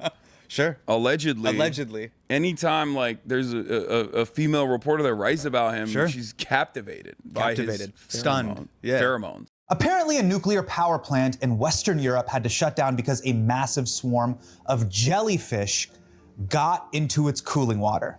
I found out about this story from Ground News, which is today's sponsor. Ground News shows a breakdown of publications reporting on a story, which way they tend to lean politically, right, left, or center. And it's not about eliminating bias. We've all got biases. It's just trying to make you. I don't trust Ground News. I know for Ground News is some sort of op. I'm sorry. Ground News is some sort of op. It's some sort of fucking op. I'm sorry. It's some sort of fucking op. I don't trust it. Where are they getting all this money to buy these ads? It doesn't make sense. It's way too many ads. You know how much money this is? There's no fucking way. News.com/Hasan and subscribe today. Here's what I'm gonna do. I've faced this before where no one asks you in a very clean, straightforward format, what are your political beliefs? Okay. We'll just get it clean. What is your political? I say I'm a leftist. And the reason why I say that, because it ranges all the way from, Maoist beliefs, I guess, to, in America, even social democracy. It's a big tent. And the reason why I don't particularly abide by one kind of Marxist orthodoxy is because I think that in America, we have no broad coalition of the left. The DSA is trying to do that and have seen some success here in New York, especially. But yeah, I say I'm a leftist. I'm a progressive. Empathy is what guides my politics. And yeah, that's it. I did a very bad job. You asked me a correct question. It's a very... And I gave you a very bad answer. I've never been able to articulate it either. Here's kind of what my political... Yeah, because you're being a pussy. Like, you should just say, instead of being cowardly, just say, I am a socialist. I am an anti-capitalist. I do not believe that humanity's final form of economic organization is shareholders making profits while children starve. I don't believe that the world should be divided by a bunch of petty nation states squabbling over meaningless lines on the fucking map. I think humanity should be united together as one human race. I believe we should be working for the betterment of our ecology and of human flourishing. And I feel like we are far, far, far away from the types of political and social and economic organization that's going to make human beings truly fulfilled, happy, safe, and with the right to live in dignity.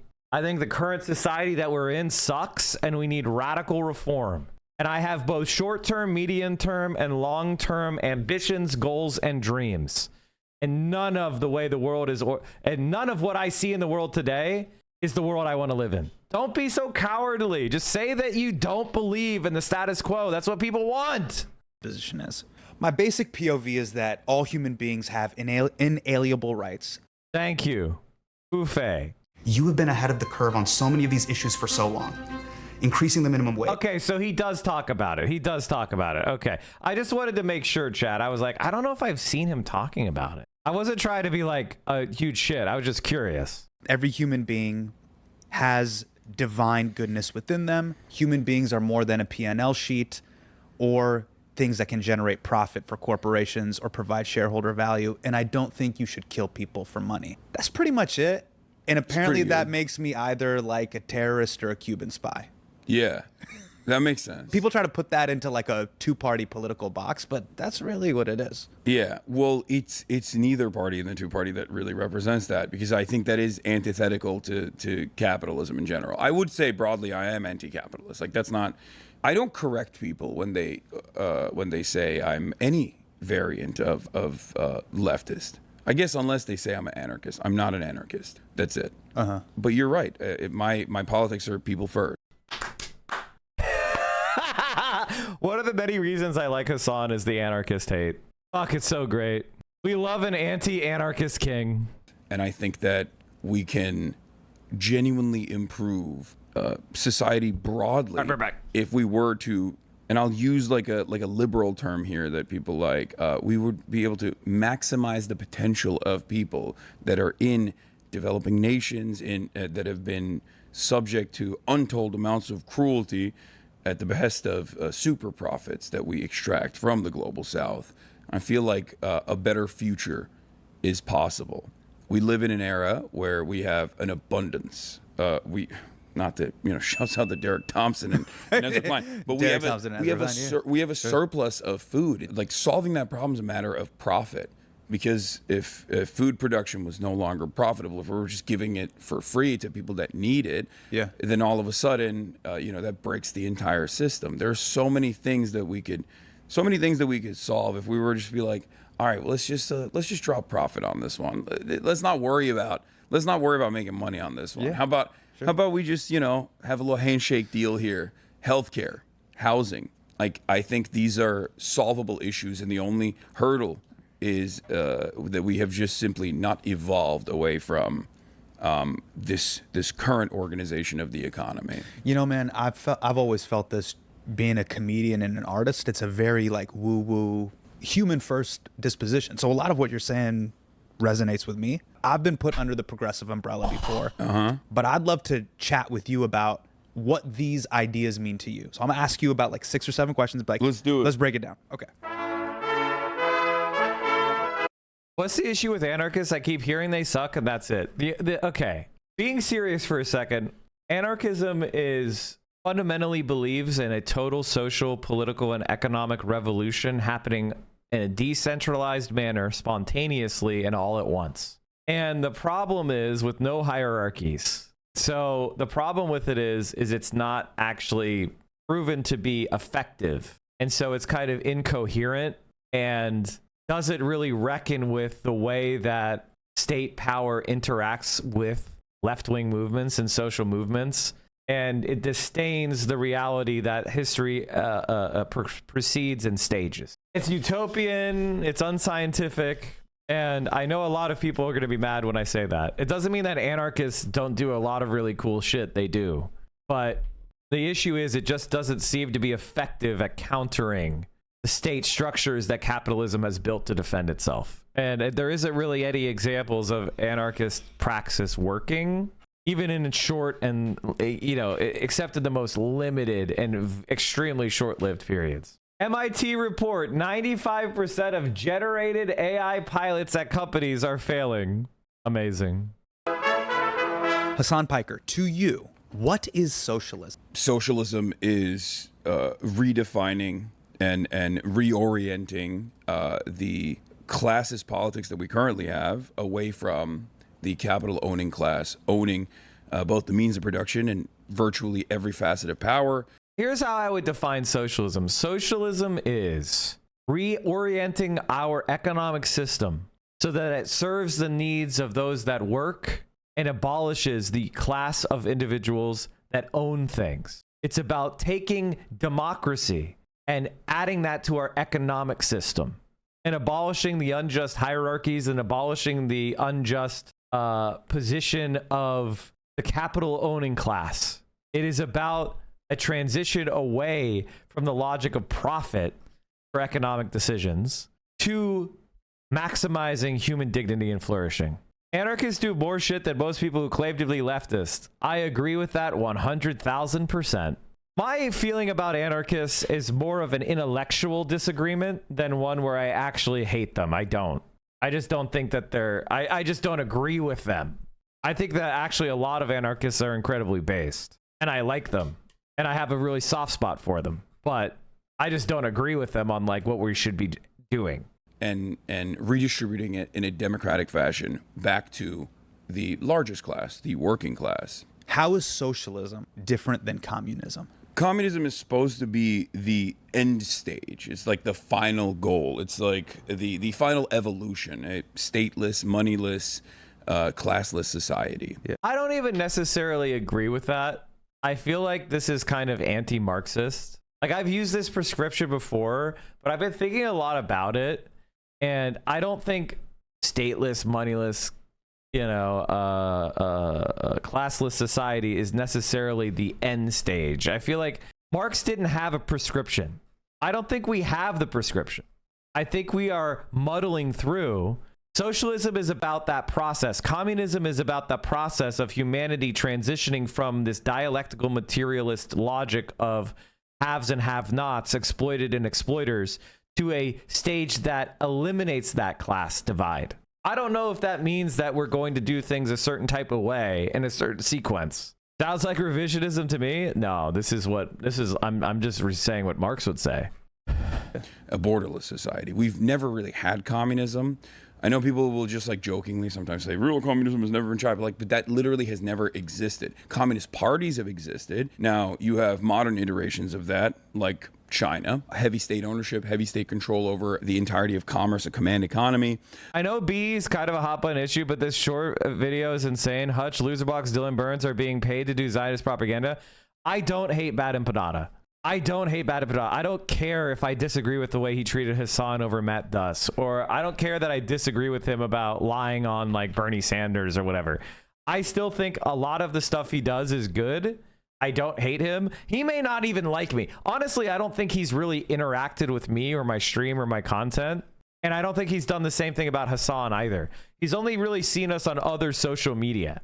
He doesn't really interact with us. And, I get it. Like, you don't have to, but I do think it's weird. I think it's weird for like hating me and Hasan without actually watching our shit. You have places that resemble this formation in Cuba, but we've never really had like a communist formation at all. I wouldn't say I'm a communist, but when people call me that, I don't really care because I'm like, I think that's pretty cool. It's Star Trek. It's the Star Trek universe to have a moneyless society. Like, I feel as though that is definitely an honorable end. I honest to God think that the Star Trek, The Next Generation, is kind of a practical conception of what we're talking about. It's where the level of productive forces and technology reach to such a point that material interest pivots.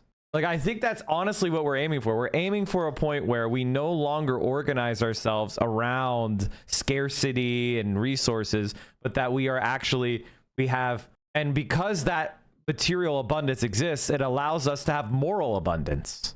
Star Trek is about material abundance and moral abundance, right? When we get rid of the parasites, when we get rid of the exploiters, and we structure our society about human flourishing and human actualization and human development and potentialities and art and culture and exploration and knowledge, that's really like the best practical example of what we're aiming at. B is the attack dog you need to keep in check or else he'll turn on you. Yeah, he's kind of like he's like a pit bull that fights other dogs. You can't bring him home to meet the baby. You know what I mean? You have to keep him caged, which I'm not in favor of, but like, that's a great analogy. Goal to reach where we have all of our needs met. Got you. You know? So what I'm hearing, and tell me if I'm hearing you correctly, is the core ethos of communism in your mind is almost like a collectivist spirit that you would have almost like with your family. Yeah. Within your household. Yeah. Behind closed doors, and assuming the family's functional, not like Yeah. the family that I grew up in that was highly dysfunctional. For sure. But it's even beyond that. It's just it's the next stage in the evolution. It's like moving away from like feudalism to capitalism, like capitalist liberal democracies, and then the next stage from that, from social democracies to socialism, and then eventually, I guess, like once there's no more need, once we have everything produced, maybe one day in the future we could have all of these problems solved, and then there would be no more need for money. Who knows? I'm not saying that that's like what I suspect is going to happen. No, that could definitely happen. I don't think that that's wrong. I like, already we live in such a highly productive world. It's just a problem of distribution and motivation. How do we have the material abundance that we have and the development that we have? How do we get the entire world to that level of development? Like, if we think about our most developed areas of the earth, how do we get everyone to reach that level? Right? What is the systems and processes we need to put in place so that that Norway looks like it's, not good enough, right? And this world and this solar system and this planet is hyper abundant. We could do it. It's not impossible. It's a matter of building those systems. It's a matter of creating those social and economic transfers. And you can see it in China. In China, they've built like 500 cities. 20 years ago, these were fishing villages. Like, we have the technology, we have the ability to do it. But I'm saying that as an end goal, that doesn't sound bad. Got it. You what you're saying is you're like, that's where my political and social compass is pointing, whether that's possible or not. Yeah. What is the difference between a liberal and a leftist? Capitalism, I would say. Okay. Like a liberal in the European sense is actually considered a right-winger. Like, liberal parties in Europe are right-wing parties. They're center-right or even sometimes far-right parties. Whereas a leftist, which is kind of like a made-up, that's not like a historic, traditional movement term at all. You usually have like specific delineations. You have ideological tendencies. You're a Marxist-Leninist. I think the point that Mehdi is asking here is like, and I think Hasan hit on it, but I want to just underline it, is the essence of the division between the left and the right is your position on capitalism. If you believe that capitalism is the highest and best form of human economic organization, then you're a liberal or a right-winger. If you believe that capitalism is a stage of human development that we need to supersede to a more advanced stage, you're a leftist. I called him Mehdi. Oh, sorry. It's Hasan Minhaj. Okay, Jesus Christ. Too many Hassans. I am so hungover, chat. Jesus Christ. I am so fucking hungover today. Anyway, I'm going to call him JD Hasan soon. What was I saying? Oh, yeah. So the division is between your position on capitalism and markets. If you think markets are efficient and capitalism is the highest and best form of human economic organization, then you're a liberal. If you believe capitalism is a stage of human development that needs to be superseded, just like feudalism was, just like ancient societies were, then you're a leftist. Marxist-Leninist, Maoist third worldist, communist, socialist, democratic socialist, social democrat. A liberal is basically someone who is a capitalist. Motivating principle is usually the protection of private property, whereas I would say a leftist cares little about that, cares about personal property. Like, you can have a house, you can have a car, there's no issues with that, but it revolves around the protection of capital accumulation. A liberal will protect capital accumulation, whereas a leftist doesn't necessarily care about it as much. Most leftists. Got it. So a leftist is almost like, hey, you can have your basic needs met with a house, a car, clothes. Yeah, but even like luxury goods, if you want to buy luxury goods. I mean, that's not like... some people might get mad at me for that, and a lot of people get mad at me here. How do you square the circle with all that stuff? With when people say you're a left, and again they're labeling you're a leftist. Yeah, you have a house. Well, they say I'm a communist when they want to get mad at me about that. Okay, gotcha. How do you reconcile all of that sort of stuff? I've never actually advocated against people having nice things, but that's just kind of the box that people automatically assume you're in. I think it was falsely attributed to Deng Xiaoping, who said, socialism isn't about poverty. to be rich is glorious, which he didn't actually technically say, but he never corrected it. So I'm just going to attribute it to him. Socialism and leftism is about making sure that everyone has the same freedoms that I've been able to get for myself, the financial freedoms of not having to constantly check your phone to worry about your bank balance by the time the end of the month is coming around, things that I've experienced as well in my life, to constantly have to worry about the pressures of maybe not being able to make rent, right? Maybe not being able to make the car payments that you have to make. The way I see being a regular working class person is kind of like having all of this extra weight on you at any given moment throughout the day that a person like yourself does not have any longer. Yeah. A person like myself. Oh my God, what is this? Like you gave me jambalaya? When did you make this? What the fuck? See? You see the shrimp? This is too early for this good of a food. I'm so fucking hungover, man. Like, I'm actually dying. Like, I gutted out, but I've just been off my game today. I've just been so fucking terrible as a streamer. Anyway, we're going to keep pushing. Weight is lifted off your shoulders when you no longer have to have these like tremendous financial pressures. That actually is an anchor. Like that basically curbs your potential. It limits your potential. It stops you from enjoying life. Sure. And I don't think that should be paywalled. Like, we shouldn't shut off that access. And I don't think that this current economic organization of society allows that to happen.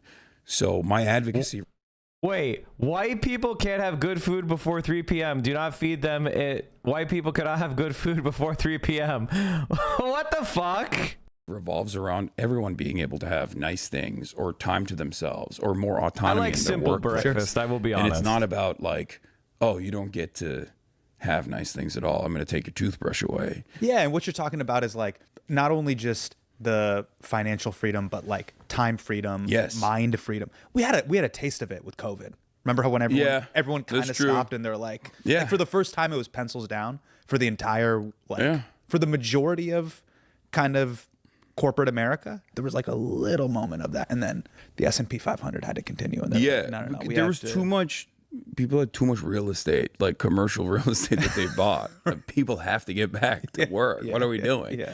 What is the left-wing / leftist perspective on immigration? I guess there's diversity of thought in every movement, including on the left as well. But mine is I am pro-immigration. I don't think that there's any issue with immigration at all. But the way that immigration works. I think it was Aviva Chomsky, one of Noam Chomsky's daughters, who wrote a book on this.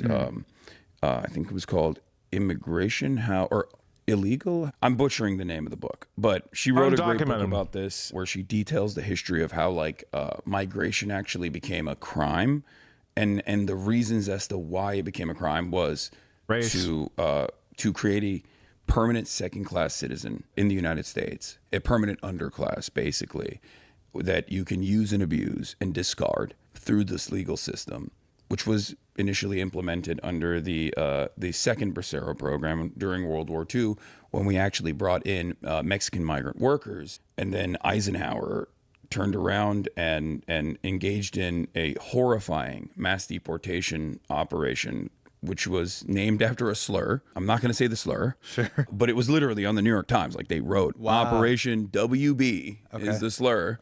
And actually, Trump was promoting that when he was running this last election cycle. He was like, he did great things. Eisenhower, he did so much good. And I couldn't believe that he was saying that. Anyway, I'm rambling on because this is what I do. Monday trap, I hit legs and chest, and like, yesterday, I was like, my DOMs aren't so bad. But today, the hangover plus the DOMs. So I'm like, I'm uncomfortable. I had a headache. I'm just off my game, man. Do on Twitch all the time. The real inhumanity of immigration in this country is what we do to the migrants, and both what we do to their home countries initially, the destabilization.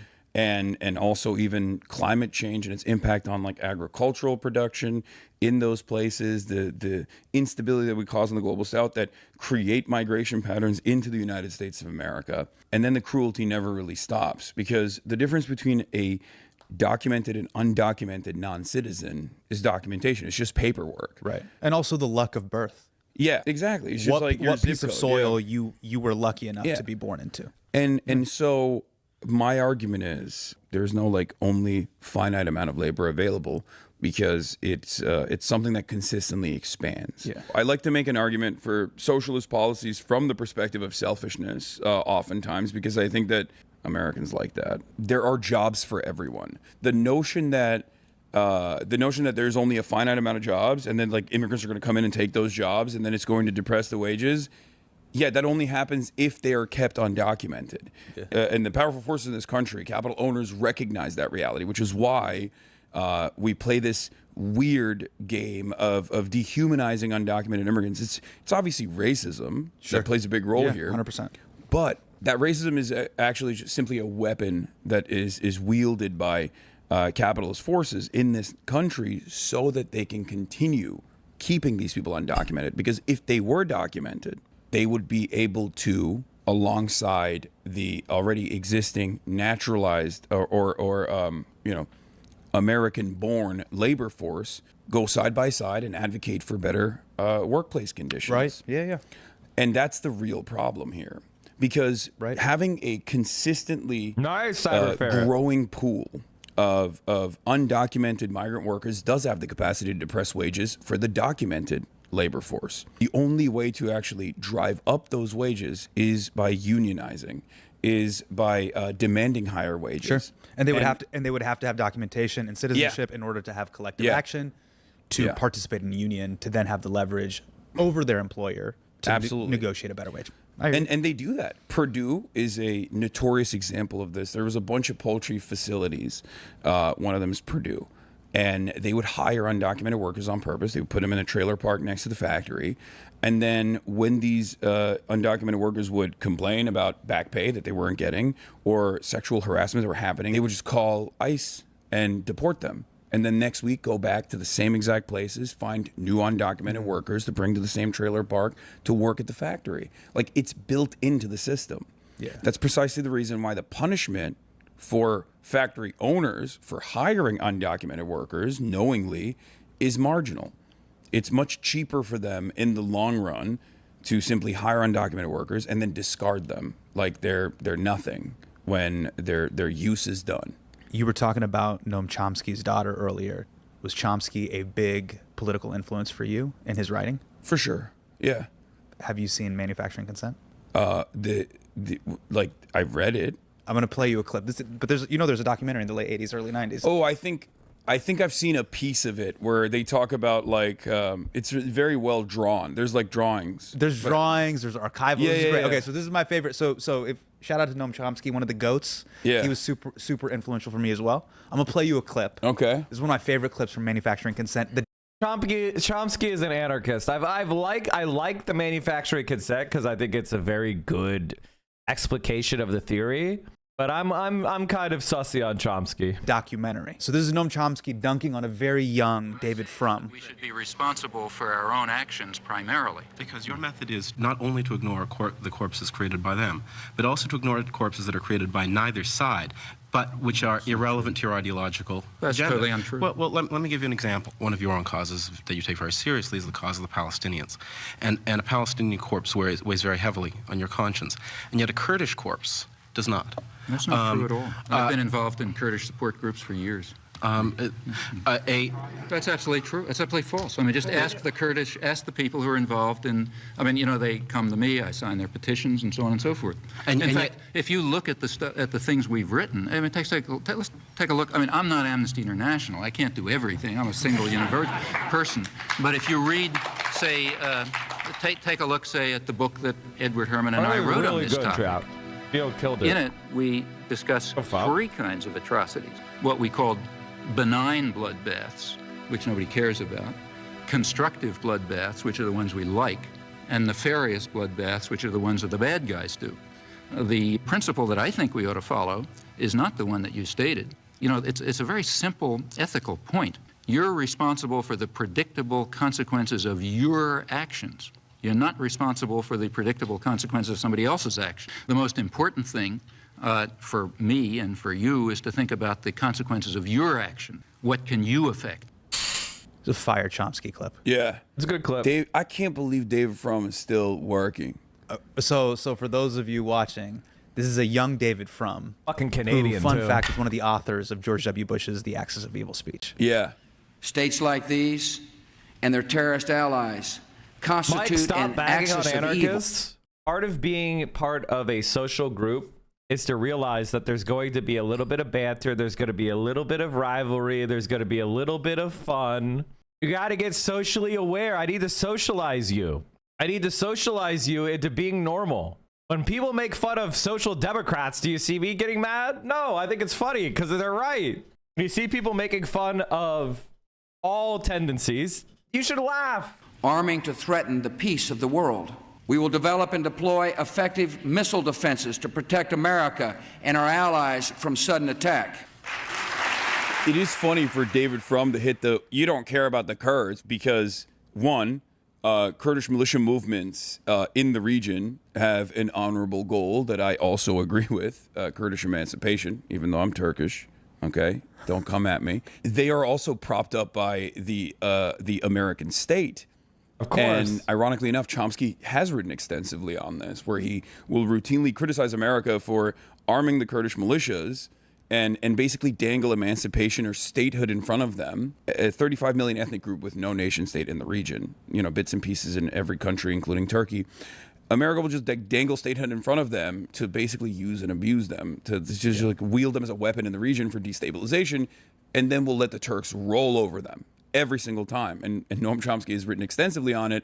But what's interesting to me about what David Frum is doing there is that it's the exact same thing that David Frum does right now. And everyone like David Frum that is like super pro-Israel or super pro-American imperialism in the region will always be like, well, what about the Kurds? Or what about Sudan? And it's like, okay, that's also bad. And we are also kind of involved in all of those things. But you're just simply pointing to that to deflect away from Palestine, which is Right. something that, again, we are doing. Well, what Chomsky also says at the end of that clip that I think is really interesting, he's saying, I'm responsible for my actions. Yeah. And one of the things that I've grappled with, too, as an American citizen, someone who pays taxes, is what are my tax dollars doing? Yeah. What are they funding? That's really shaped my political disposition. But also some of the great, civil rights activists. I mean, the book right there behind me, Muhammad Ali, his work in the 60s and 70s against the war. A Hassan mod banned me for calling Hassan a Greek Turk because that's weird. That's a weird thing to call. That's weird. It's weird to like comment on people's racial background unless they're having a consensual discussion with you. You know what I mean? Like if you're like, oh, I'd like to learn about your family, and then they are like, and I'll tell you about mine. Like if they're having a consensual conversation with you about their families, like I like to learn about where people come from and their history. But if you're just like, you're a Greek Turk, that's fucking weird. What the hell? That's fucking weird. If you're doing a Stavros, if you're doing a bit that Stavros does, they're in a consensual conversation. They know each other. They're having fun. But if you're just like jump into the chat and be like, Mike, you filthy German Scot, ew, you're a mutt, your Bavarian and Scottish blood mixture is tainting both.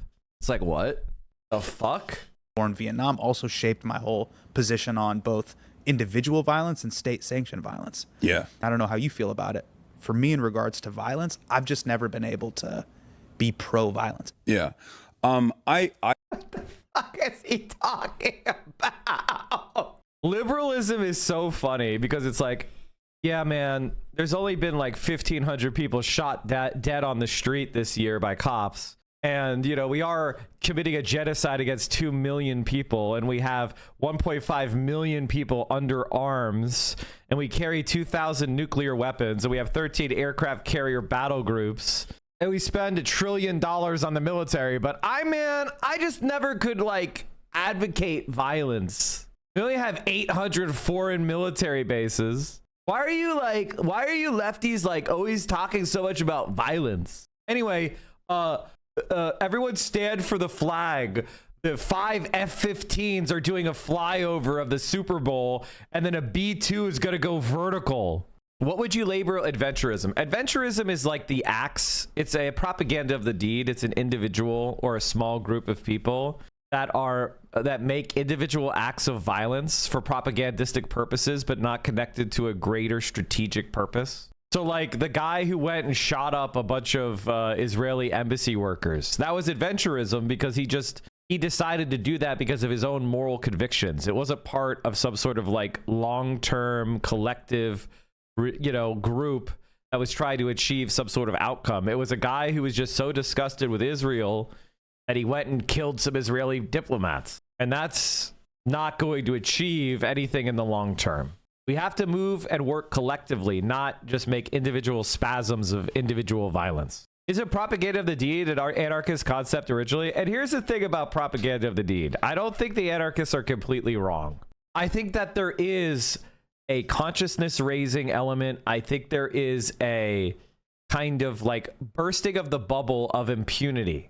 I think a lot of rich people and a lot of elites, they feel like they can get away with anything, that they're gods. And propaganda of the deed could kind of burst that bubble. I don't think that the socialists are, I think the anarchists have a point that maybe there is some revolutionary element to that stuff. I personally don't advocate for it. It's against the terms of service on Twitch to advocate for something like propaganda of the deed, so I would never do that. And I'd say overall in my political belief system, it's not in line with what I advocate for. I'm openly an anti-imperialist. Like that's the one thing that gets me into trouble in American politics more than anything else. Why? I don't understand. Because this entire machine is run on violence. So it's like, and that is the violence that is uniparty for the most part. It's happening over there. Most people can feel like they're anti what's happening over there, but they don't let that disrupt their regular day, their day-to-day experience. And because of that, I think, especially in like the last 2 decades, I would say like the Democratic Party is also is no longer like even the aesthetically anti-war party. We have 2 parties that are pro-war basically. And maybe they were always pro-war, but now they are openly pro-war. They're championing the pro-war message. And I guess Donald Trump actually successfully took advantage of that dynamic to present himself as anti-war, even though he very clearly wasn't in his first term, and he certainly has not been. Open presence dropping the 100 bomb. I guess we are almost 4 hours into the stream, chat. And now is a great time to shill. If you enjoy this content, please consider supporting the stream by subscribing. I got banned for a week, so I didn't make money, and we lost like 4,000 subscribers because you don't stream for a week. That means you don't get paid. Why'd I get banned? An old clip of mine. I posted a video on YouTube about it. If you're curious, you can go watch that. Which reminds me, chat, I don't have any Twitch monetization on for this video, but I did post. If you missed my return stream from my ban. I talked about why I got banned and the dumb shit I was doing and why I want to make sure that when I misspeak during my stream or I say something fucked up that we immediately apologize and correct it because it's gonna happen.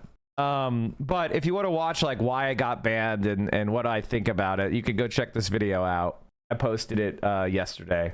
If you missed that. Mods, we have to save today's VOD for when they try to clip it out of context in 10 months. Yeah. It would be weird to have Twitch monetization on YouTube, true? On a YouTube video? Did I say Twitch monetization? I'm so off my game today. I'm misspeaking constantly. Anyway, so if you enjoy this content, please consider supporting it by subscribing at tier 1, tier 2, or tier 3. Because of Open Presence 100 bomb, we are already at level 12. And the top sub gifter and the top bit donor get the Hype Train Conductor badge next to their name.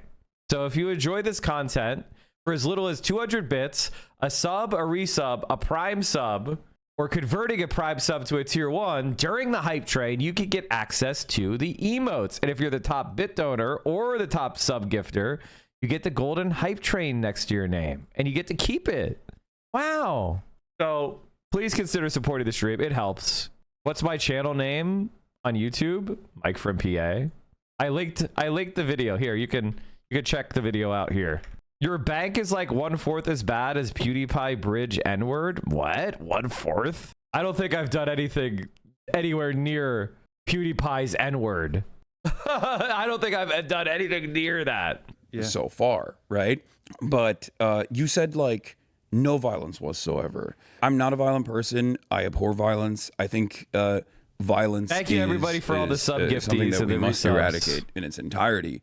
But it's also a functional part of politics. Like violence, as a matter of fact, who gets to do violence, correct, and who is the recipient of violence is a big part of politics. It's resource distribution, who gets to have it and who doesn't. Right. And the only way to manage that resource distribution is through violence, in the simplest terms.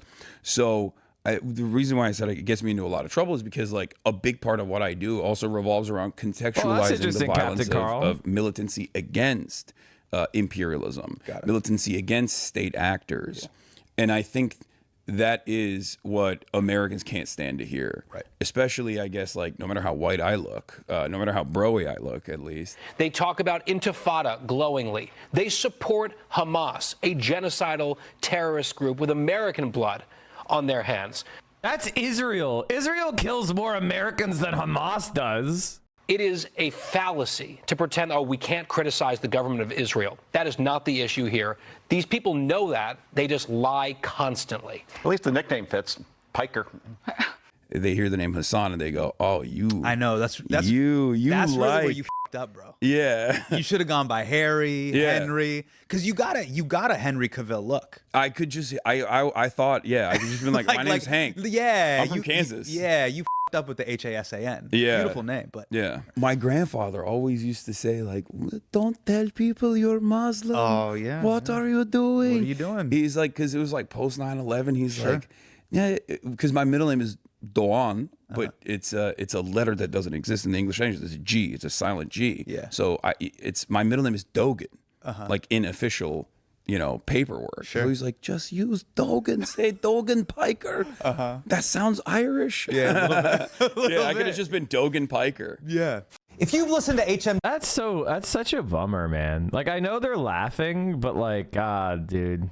It's just so shameful that our country's like that, where people have to like hide where they're from and they can't have pride in themselves and their family and their background, and they can't share their stories because the bigotry is so intense that once you say the word Muslim, people's ears and eyes close. That fucking bums me out, dude. I can't imagine being a person like that, but that's the way that Americans are. Code and Europeans HASAN. Thank you guys for the hype train. You know what's Nice. interesting, man? Your whole life growing up in Turkey and then coming here and studying at Rutgers, you've had this insider-outsider relationship to America. U.S. citizen, grew up in Turkey, came here. How did that, growing up in Turkey, shape your world perspective when it comes to international foreign policy in a way in which a lot of your classmates or people that you grew up with in America don't quite have? I mean, the automatic position. Ironically enough, Turkey's a NATO country, so it's also the most like anti-American country. I think like one of the most anti-American countries on the planet, one of the most anti-Israel countries on the planet as well. Again, major ally to Israel, major trading partner to Israel, regardless of what Erdogan says, and also a NATO nation that houses American nukes inside of American military bases in Incirlik, right? Second largest military in NATO, and yet Turks do not like America. They don't like America intervening in our affairs. And this position was even when you were a kid growing up in Turkey. Oh, for sure. Got it. Well, because I grew up and 9/11 happened, and then I saw what America did in the region and the insane instability that it caused in the region, and that's why everyone usually that is from that part of the world has almost a monolithic approach to America. We love the culture, rap music, and everything else that comes with Hollywood, but we don't like the government. We don't like the policies, especially policies that pertain to sending, corn-fed boys from Iowa down to places that they should not be in, to go and do some door knocking operations in a Brown family's home. Did you feel? What do you think about Graham? It looks interesting. I'll have to check him out. growing up in Turkey and before you came back to study at Rutgers, did you feel like there were two stories happening, which was, hey, I'm reading these headlines in the New York Times, and then this is what life is like for me growing up in Turkey, and there's a divide here? Because I felt that growing up Muslim in the United States, which is why Homeland was such a trip for me. I would watch these shows, and I'm like, that's what infiltrating a mosque is like? Yeah. Because I know what Sunday school kids are like. Yeah. They're weird. They're not terrorists. Yeah, they're certainly weird and socially awkward. The big reveal was that he was doing dua, or he was praying on a prayer mat. I was like, ooh, spooky. Yeah. So like that was always a trip for me, which was seeing that dissonance, being like, I live in this community, and then I'm seeing the way it's being portrayed, and there's a huge chasm between those two things. Yeah. Everyone in America thinks like we ride camels or something. And it's like, no, that's not a thing, right? It's just, well, I guess like people's understanding has developed a little bit further beyond that. Mine's still pretty basic too, which is like, the thing that I feel is so dope about that region is people can legitimately be like, I'm Ottoman, bro. I do say that a lot. It's just a cool thing to say. People get mad. You know, like you study Mesopotamia in the 6th grade and you make like your little diorama, but to be like, yeah, I'm Sumerian. Yeah. I'm Mesopotamian. 1453, best year of my life. yeah. Istanbul, baby. Yeah, I'm from the Fertile Crescent. Yeah. Like that's just a cool thing to say. Yeah, not Constantinople, bitch. Yeah, versus like, I'm from Tallahassee. No disrespect, Tyler. I know Tyler's from Tallahassee. No, it's sick. It is something. It is a sick That is thing something to that say. Americans lack. It's actually not dissimilar. I've thought about this quite a bit. Like American nationalism has a very People are saying that they think Trump might invade Venezuela. Close similarity to the myth making of Nazi Germany, because they had no like robust Roman Empire style culture because they were like living in fucking mud huts back then. So I think like Adolf Hitler was like very jealous of that history. So they would just like go and try to find like Thor's hammer or something to be like, oh, we're Nordic actually. Right. Yeah, and I think Americans have to do that too because it's like such. And Hitler was new... basically like a short king who had like short man syndrome. I would say he's a manlet, not a short king. wait, what's the definition? Manlet. I don't even know what that is. So there's short kings and then there's manlets. If you're like, you know, a short king, you don't care, you're cool. Got it. Hitler had little man syndrome. Yes. And so he basically had to be like, I'm a Viking, you know that, right? And everyone's like, you're not. Yeah, but I think there was like a jealousy of you know, seeing Mussolini down there, and Mussolini's just like riding with the Roman Empire. And what's Mussolini? Mussolini's like 6'3"? I don't even know how tall he was, but he had a fat ass. I think Mussolini was short too, right? He was 5'7". Mussolini was also short. I know that. Okay. He was like jealous because you need to create like a national myth around like the superiority of your people. Sure. I don't think Americans have that either because it's like. It's like a made up country that's relatively new with no, you know, with and that's no, why like, we have 16 Spider-Mans. Yeah, exactly. There's like, I don't know what our story is, but we have the Tobey Maguire Spider-Man. Yeah. Obviously 2 Andrew Garfield Spider-Mans. And then we have Tom Holland Spider-Man. Well, so that's what we have. And by the way, a third of our Spider-Man, actually 2/3 of our Spider-Mans aren't from here. That's also true. That's what's interesting is like, I think it was after Trump assassinated Qasem Soleimani, Trump was saying like, we'll hit your cultural landmarks. We'll hit your cultural sites, which is terrorism. That's what Trump was like tweeting out, terrorism.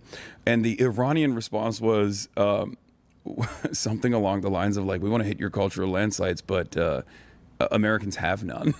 Like we can't kill SpongeBob, you know, like you have none. And it's kind of true. It's really interesting because like, I mean, I've talked about this, and I've gotten again trouble for this as well because I talked about this in the context of Hassan Nasrallah, another Hassan, who was assassinated by Israel. He was the leader of Hezbollah in Lebanon.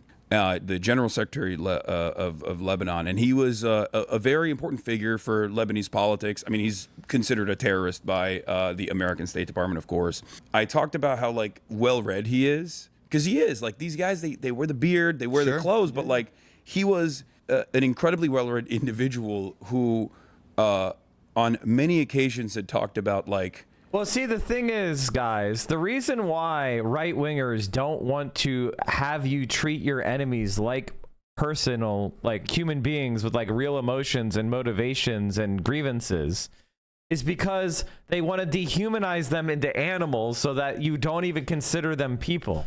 If a person has a motivation, if they have a grievance, then we should listen. We would listen to that grievance. We would listen to their motivation. We would go, were you mistreated? Were you treated unfairly? Are you being exploited? And if we humanize our enemy, we might hear something that makes us reconsider our actions. So in order to dehumanize people, they flatten them into a stereotype, and then they demonize the stereotype so that we could kill them without ever listening to their voices. That's why they are so eager to ignore any legitimate point made by any of these people. And the problem is their strategy doesn't work. You bomb of people, they gain resolve. They gain anger. They thirst for vengeance and revenge. They don't like capitulate. That's not what happens. The difference between anti-Semitism and anti-Zionism, like even criticizing Arabs for thinking like, Israel controls America, is like, that's not the case. When we grow up in America, we just like assume automatically that if someone has a big beard and wears like a turban or something, that they're like, barbaric. Sure. And that's not like, those guys are very well-read people. Like they're and a lot of them were educated in the West. Yes, exactly. That too, for sure. So after we finish this, you got to do a stream. What is it like being in constant conversation with the internet? Not great. Probably not good for my brain, but I love what I do. I'm a very stubborn person, and I feel like that has been, and my ADHD, I guess, has been like we're gonna cover that next a weapon sonar in this field, where it works so perfectly with who I am. Like this format where I'm constantly just like hammering the same exact talking points over and over again, constantly like explaining to people if they're confused about something, or even debating people from time to time. I personally love it, but it's definitely not for everyone, I will say. How do you determine the difference between signal and noise? Like when I look at the chat on the right side of the screen, I feel like I'm going to have a seizure. Yeah, it's normal. It's a normal feeling to have. But I feel like you can see the matrix. No, I haven't, Frank. And so what are you discerning there? I think I'm reading everything, which is really crazy. Like I see everything, which is not good because... And then your brain is just like sifting through the recycling bin? Well, you get good at it. You get good at it. A lot of what people are saying is like memes and emotes, and you could just kind of filter those out, and you can just kind of get a sense of the emotes, right? And then there are people that are making actual points, and so you can scan through a lot of the messages very quickly. Everything, I don't know how I figured this out, but like I can go into like almost a free flow state where on the one hand, I'm reading an article or I'm offering commentary on an issue that I've talked about probably a million times at this point, because the same exact problems that I was talking about 10 years ago in a much more restricted format are the exact same issues that persist. I'm talking about something, I'm explaining something while also simultaneously browsing the chat, and it's like going. And then I'll pick something and I will deliberately move it into the main stage.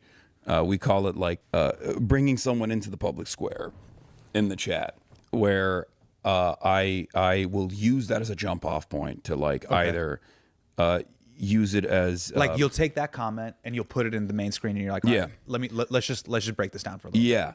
And in many instances, the overwhelming majority of the chat is actually offering complementary information that correspond to what I'm talking about. People will bring up old things that I've said, or people will bring up old things that like whatever individual I'm talking about has said, and then they'll like send a link, and then I move through that free flow state. But then there are moments where someone is coming in with like, a sinister reason, where they're coming in to be like, oh, I'm just curious, like why do you love doing 9/11s? That's which is not really I don't even know what that means. They're just saying they're trying to they're saying that I love 9/11 and I want to do 9/11s to America. Okay, got it. And I mean, it's just racist, but sometimes you just I snap and I pick it up and then I yell at that person and then you go a little off. bit. Yeah. Okay. And there are moments where like I think leave it to Hasan to argue for terrorist masterminds. I mean, the biggest terrorists in the world are all American and Israeli, and it's not even close. Like we are the home of terroristic violence. Some group of people defending themselves in their country compared to us sailing 5,000 miles away from home and spending $1 trillion on bombs. We're the fucking terrorists. And for what? To help some unemployed Israeli settler steal some family's home? Like, what are we getting out of that? Do it specifically so I can like shape the community as well. It's almost like, because it's not a hive mind. There's obviously a lot of diversity of opinion inside of the chat. There's a very wild demographic in there. When I was out in the Bronx with Kid Merrill and my buddy Brace, there were 17-year-olds that were like, oh my God, I love what you're doing. And then there were like 57-year-olds. Holy shit. First, it was just like younger people, but I think now they're like parents watch as well, which is wild. Listen, bro, we got to wrap it up, but I just want to, I think about you often. Thank you. You're a brown dude in the media, and I know they try to get you caught up. And one of the things where I feel for you, as a fellow Hasan, one of my friends, Mehdi Hasan, y'all got to stay prepared. So we're going to play a game on this show called Condemn or Condone. Okay, let's do it. We basically have a paddle. I can have you leave with this, but whenever you engage with the media, it's important that you keep this on hand at all times. Okay? Love that. Just so they know you're one of the good ones. Okay. Just let them know what it is. Yeah. Well, I did do a version of this. You have a condemn paddle? I have not a condemn paddle, but like when Russia invaded Ukraine. Yes. Because I'm not exactly fond of NATO. I knew that like people were going to immediately say you're pro-Russia. I'm not. So I had this this Chiron. Vladimir Putin is bad. And it didn't work. It didn't work. They still clipped me. And they were like, no, he loves Vladimir Putin. It's like, and it's spinning right above my head. And the same goes for, post October 7 commentary. You got to condom hummus a million times over before you approach the conversation of the humanity of Palestinians. That's why I gave you the paddle. I'm ready. I'm ready to go. Here we go. Condemn or condone? Hasan Piker. Let's get it. Condemn or condone? Domino's Pizza. Oh. Is that the camera? Is that my camera? Yeah. I do not fuck with Domino's Pizza. I think it's BDS too, but I think it's ass. You didn't fuck with Domino's even at Rutgers? No. The sauce is like too sweet, chemical seasoning. It's not even real seasoning. I condemn. Okay. Easy. That's an easy one. Oh, wait. Domino's in New Jersey? Yo, like, I'm actually offended for New Jersey. I don't defend New Jersey often.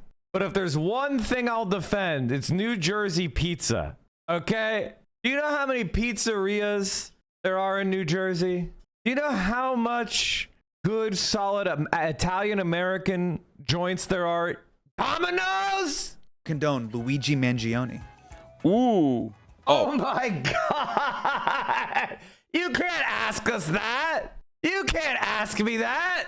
You absolutely cannot ask me if I condone or condemn Luigi Mangione. You absolutely can't. He was the best guy around. What about the people he murdered? What murder? Condone. Yeah, he's hot. He was the best guy around. What about the people he murdered? What murder? Okay. That's the only thing. Nothing else. The Menendez brothers. Oh, damn. Condone? No, I don't. You gotta condemn. Condemn. I'm not super familiar with what they did. They killed their parents with an axe, right? Isn't that what it is? Didn't they kill their parents with an axe? Or was it with a shotgun? Or shotgun and axe? I don't remember. It's from a long time ago, chat. I thought they used an axe. Oh, they're facing their parole soon. They acquired Mossberg 12-gauge shotguns along with boxes of birdshot and buckshot. They were watching The Spy Who Loved Me in the theater den of their Beverly Hills mansion when Lyle and Eric entered carrying loaded shotguns. Okay, sorry, Chad, I was reading about it. They were raped by their father and he made them SH each other too? Is that what they say, or is there like proof of that? I don't really know the story. I just know they killed their parents. That's all I know. I don't know about like the other evidence. Killed their parents, right? But allegedly the parents did sexually abuse them when they were young. Okay. I don't know. That's actually the perfect way to... It is a 50-50 book. It's like that. Condemn or condone Yope. I don't even know what that is. It's a new app, apparently. What? Yope? Yeah. I don't know. Just condemn it. Yeah, condemn it. No, you know what? Fuck it. I'm going to condone it. I don't know what it is. Condemn or condone NATO. I condemn. All right. I think it's a thorn. It's a protection racket. This is a weird Venn diagram between you and Donald Trump. Yeah, feels the no. same way Well, about NATO. but he's not anti-NATO. That's why everyone knows he's like, oh, he's anti-NATO. It's like he just got European countries, NATO allies, to spend a higher percentage of their GDP on American weapons. And now Trump wants 5%, which is crazy. Like, if a country were to spend 5% of their GDP on American weapons that they're purchasing, and they're a social democracy, they're not going to be a social democracy for much longer. Sure. They're about to experience American-style austerity. They're about to experience what it's like to really be an American with no health care. You can't pay for the health care in the buses if you're paying for the F-35s. Nationalizing the podcast industry. Oh, condone. 100%. No. Condemn. No, condone. No, I'm a big Turn advocate. the faucet off. No, we need to nationalize If it. you like NATO, you can't. That's also another thing. If you support NATO, you are not on the left. NATO is specifically an organization focused on destroying the left. So if you're pro-NATO, you're not a left-winger. There's no debate on this point. State sanctioned. I'm imagining a world where, we are a part of the ministry of propaganda, and we're all doing agitated propaganda to talk about how glorious our leader is. That's the future I want to live in, where I'm a minister of propaganda for United Socialist States of America. Okay. Yeah. All right, condemn or condone Turkish baths. Oh, condone. They're dope? Yeah. Okay. And if you condemn it, you're homophobic. All right. I will not elaborate. Condemn or condone Mehdi Hasan. I condone Mehdi Hasan. He's chill. He's anything but chill. Condemn or condone banning social media for children under 16. Banning social media, condone. For children under 16? Oh, for sure. Or just like only show them museums or something. Last one. I gotta prep you. You're gonna have another big national interview. Condemn or condone radical Islamic terrorism. I condemn the radical Islamic terrorism. You had the big NYT profile. You may end up on Fox News pretty quick, so I just wanted to have Yeah. I just wanted to have that ready. Bam. No. Fastball down the middle. Hasan, Did NATO stabilize Europe and prevent intra-European wars? What year is it? It's like, well, other than the Greek Civil War and the Yugoslavian breakup wars and the invasion of Ukraine and the fascist takeover of Spain and Portugal and the years of lead in Italy and the assassination of Social Democratic Prime Minister of Sweden, Olof Palme. Yeah, it's been great. Gab, dude. Oh, thank you. This is awesome. Appreciate you pulling up, man. Finally, we did it. We finally did it, man. Double Hasan. Thank you, bro. Thank you for having me.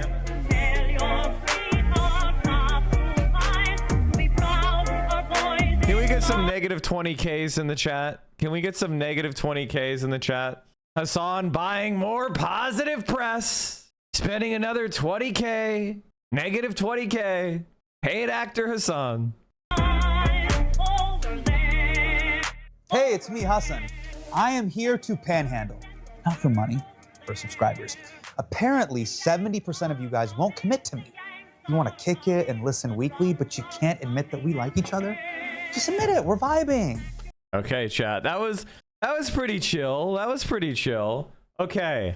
Before we go, I do want to watch the Majority Report making fun of Ethan Klein. A little bit. A little bit. It is kind of funny. Wait, did Philip DeFranco call out Ethan Klein? Wait. Hasan IRL for statements like this. Kill my wife. With that, then getting a lot of attention online, and even had the likes of Destiny discussing Hasan's comment in a chat, writing, I honestly think you could perfectly justify attacking/killing Hasan IRL for statements like this. With many then saying that escalated the situation. Wait, I was in it? Nobody told me? Wait, I was in this and nobody told me? What I want to know is how a direct call for stochastic terrorism is permissible under Team YouTube's terms of service. It previously called for the deaths of an underage boy, former collaborators, and directly called for the harassment of women who accused him of sex crimes. Why is that blacked out? He's literally on trial. He's on trial. Why is that blacked out? It's not my opinion. He's literally harassed these women. To a whole new level, and you had a number of people calling out Destiny for seemingly condoning violence. With Hasan then also posting, this sociopathic cult leader is actively telling his audience that it's moral to kill me in real life because I said Palestinians have a legal right to resist against an illegal occupying force conducting a raid. When anyone joins an occupying force and participates in a raid in a legally occupied territory, the occupied people have a legal right to defend themselves through armed struggle. With him then also addressing the Destiny situation on a stream on Sunday. That's definitely actionable, I'm pretty sure. It's also weird weird that this guy gets to have a YouTube account. Like, that is a real death threat. What I'm saying is not a death threat at all. What I'm saying is just what the law is right now. And to Hasan arguing that he wasn't even trying to give an opinion, he was just discussing international law and acts of resistance. With Hasan then also claiming that many people were taking his initial remark out of context and that he by no means was trying to condone or encourage violence against Ela Klein. There is no point where I have said violence against someone who is not actively in combat is permissible. I don't believe that. That is illegal. This is not, and also immoral. It's a big part of the reason why I also advocate against what Israel is doing. I have also specified that IDF veterans are not valid military targets. If someone were to attack Ela Klein right now, of course they should go to jail. What kind of idiocy is this? So there you even had some who said, hey, I don't think that you were calling for violence against Ela, saying that it's at the very least very weird that you would bring up your former podcast partner's wife in the context of what's happening in the here and now. Also, something you saw is that what people asked, hope your doesn't go off. Oh yeah. Did he also tell you hope your doesn't go off? Yeah. I mean, it doesn't matter. And I'm glad that Philip is like literally posting the full context of this. I'm sure that will be very frustrating for a lot of the foot soldiers because, oh no, why couldn't we get away with just like slandering this person? And why couldn't we just like keep the clip completely out of context? This is an honest assessment. At this point, if people watch this and still fucking have a hate boner for me and they go, nah, f that, then it's their own prerogative. It's going to be very difficult to convince them otherwise. Asked him, why are you addressing this? Asking him, why are you feeding into people dragging you into drama? He said, so it has led to people issuing active death threats to their communities against me. So I think it's a little bit different than just like immature online gossip slop. At what point does it turn into like a real crime? I think this is the point where it has. Do you have a Discord video on socialistic belief in NATO are incompatible? I'm just trying to learn. Oh, God, that's such a good question, but it's also one of those things where I feel like we've covered it so much. I feel like there are a lot of videos on this topic already. Turned into a real crime, but will you consider it to be something beyond online gossip slop when I either get deplatformed or when I get killed? Potentially. With Hasan saying it's the goal of the people going after him to get him banned and fully deplatformed. And in terms of platforms and deplatforming, in the video that Ethan ended up posting on Monday, he took aim at what content Twitch platforms in general, arguing that the site allows too many calls for political violence, including from Hasan. And then with that, suggesting that since neither Twitch or Amazon are doing anything, the sponsors who advertise there should. If you use Twitch. Yeah, this motherfucking rat. You're on YouTube! This is again a dude who has like spent the last year demanding that like advertisers pull out from Twitch for its anti-Semitism platform. I think it's important to remember, it's important to remind people that he literally is trying to go and get a Kick deal right now. I've talked to Kick. We're thinking about multi-streaming, not movie. I fucking love, I would love H3 multi-streaming the Kick, because they would, the Kick channels are botted to hell. So many people would be like, oh, he's doing so well on Kick. And it's like, they'll make no money other than what they're handed to them by the crypto casino. And they'll just fall off even harder, especially down the right-wing pipeline, which they're already accelerating at terminal velocity toward. Nothing dramatic, just broadcasting to Kick in addition to YouTube. It would change anything for you guys.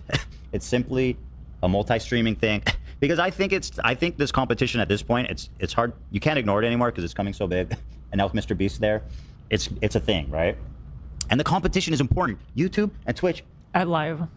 YouTube at live. YouTube sucks at live. Their bot stuff is great. I feel like after all the drama with Twitch, I always appreciate YouTube so much.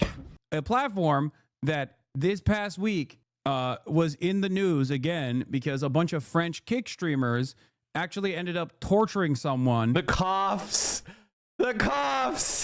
All right, let's watch Sam Seder making fun of Ethan Klein. Oh, this is so fucking great. I love how Ethan Klein is just a massive laughing stock. This is so fucking awesome, dude. Get into this business. No kidding. No kidding. This we're not even going to have cameras in here anymore. We're just going to have one lawyer and give them Ethan Klein's Instagram. I'm going to be a multi-millionaire. They have only attorney.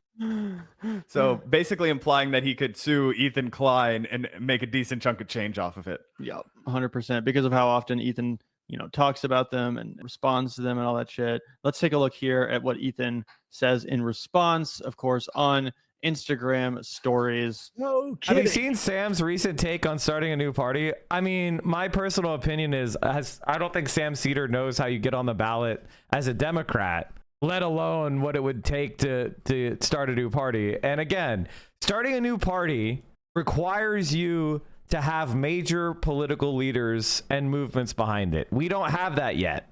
So if the hypothetical is like we as podcasters make a video or make a party rather, yeah, that's not going to work. But if we have major political figures that do it, it would absolutely work. You could just see it happening in fucking France. You could see it happening in Mexico. You could see it happening in the United Kingdom.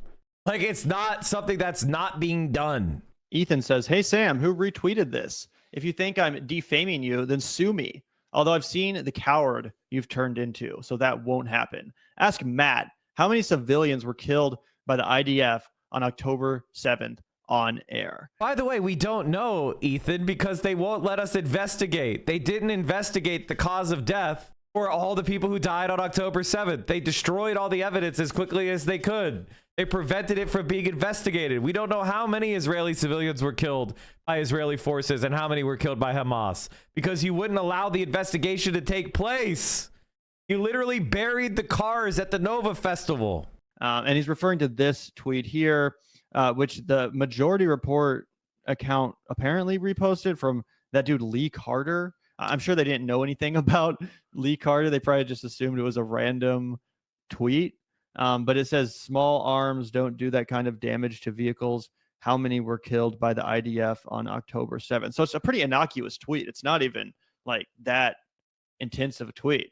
But he's acting like this is some huge gotcha, this huge scandal. And he's been going back and forth online with Matt Leck. We can pull those tweets up, accusing Matt Leck of being the one who reposted it, to which Matt responded, I don't even fucking control that account. Which is true. I already know that for a fact about Matt.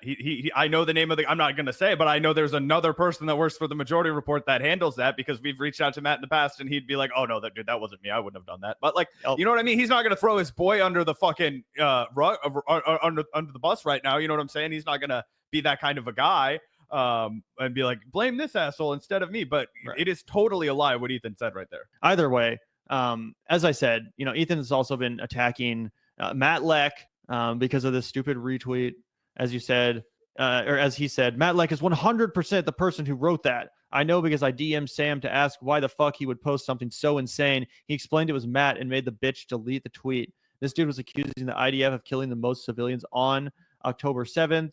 While it was still going down, IDF killed like 12 from friendly fire. He claims IDF helicopters were just mowing down Israeli civilians. Ethan Klein is such a fucking propagandist slime. He's such a propagandistic slime Zionist. He just lies blatantly. We don't know the cause of death for most of the people who were killed on October 7th because they refused to have an investigation. They've admitted they used the Hannibal Doctrine. They admitted they were firing tanks into buildings where they knew there were hostages being held. He belongs to a special club reserved for the most psychopathic of conspiracy theorists and terrorist supporters. LOL. Matt Leck. Killed like 12. The IDF killed like 12. He's just making shit up. Like 12. Belongs to a special club reserved for the most psychotic conspiracy theorists and terrorist supporters. He finds himself in the company of Andrew Tate, Candace Owens, and Alex Jones. Matt Leck. Imagine trying to get anyone to believe that shit. Yeah, this is pathetic. All he knows how to do is call the manager, bro. All he knows how to do is try and get somebody fired. He's like, oh, I'm gonna say that they associate with all of these people. Meanwhile, this guy was just talking yesterday about how he wants to work on Kick, right? Oh, I'm actually really interested in going on Kick and streaming on there. Meanwhile, that's Aiden Ross, best buddy of Andrew Tate. Big fan of Candace Owens, all these people that you can't stand, all these people that you think have a special place and all. You were just trying to work with them, right? So this is called a tantrum. This is you trying to exercise power that you don't have because Sam would never listen to you if you said to fire one of his employees. Are you fucking kidding me? Let alone Matt Leck, who's worked on the Majority Report for like a fucking decade now. Yeah, so stupid. This might be the dumbest of all of the Ethan attempts to farm outrage over, edgy jokes or stupid fucking things taken out of context. I'm like, come on, bro.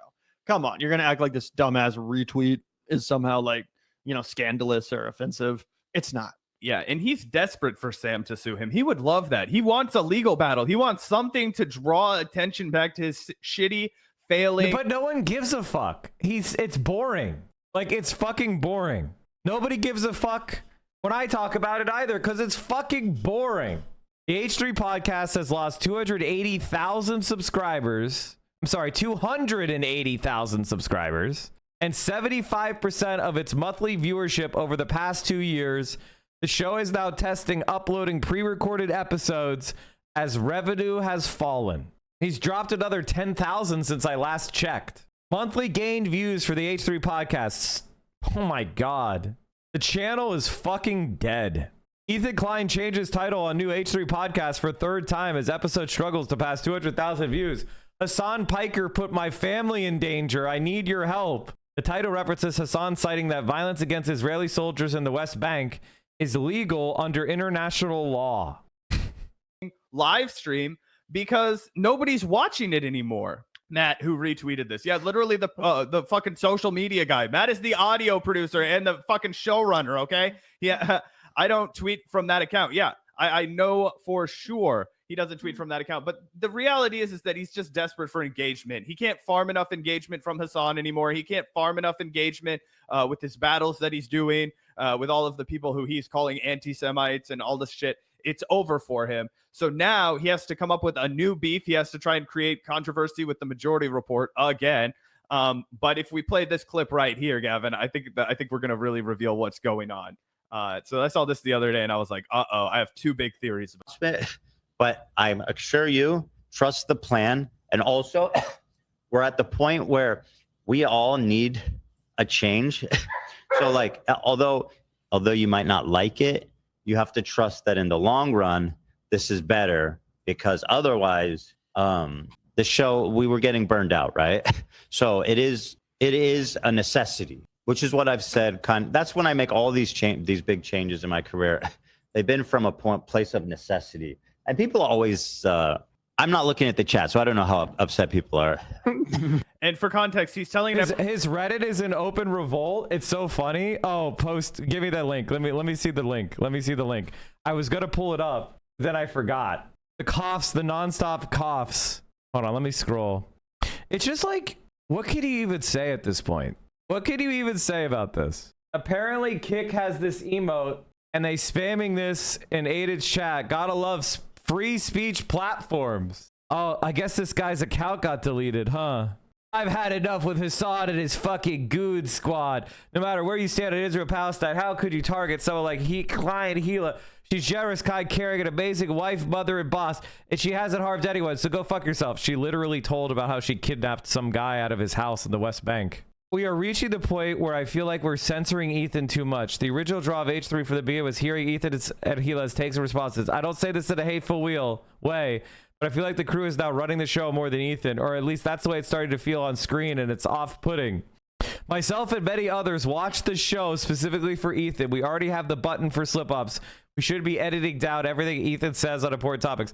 The VOD felt so lifeless compared to the normal format. Ethan's draw since the beginning of H3 was that he was controversial and said exactly what he thought. And I feel like that was clear before any crew was hired. I don't want fun and games. I want substance in the show too, as there's always been. Separating it and editing it down is not the way to go. You will lose long-term viewers. Love them all, but I watch for Ethan, not for the crew. Yes! Yes! Oh my God, this is so fucking awesome. This is so fucking awesome. Okay. Destiny and his fucking fans are mad that the crew is holding back Ethan from becoming more unhinged. And so they're they're astroturfing his subreddit to get Ethan to fire all the crew. And then it'll just be Ethan Klein ranting like a lunatic by himself. And AB and Dan and all these guys will get fired.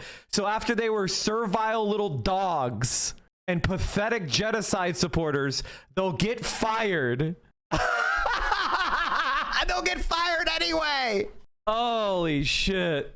That's fucking awesome. I love this guy. This guy's definitely not a Destiny fan. He's definitely not a Destiny fan. This guy, he's a long-term H3 guy. All his content is blocked and held private. But this is not a Destiny fan. Not at all. Not at all. Ava7909 never posted on Destiny.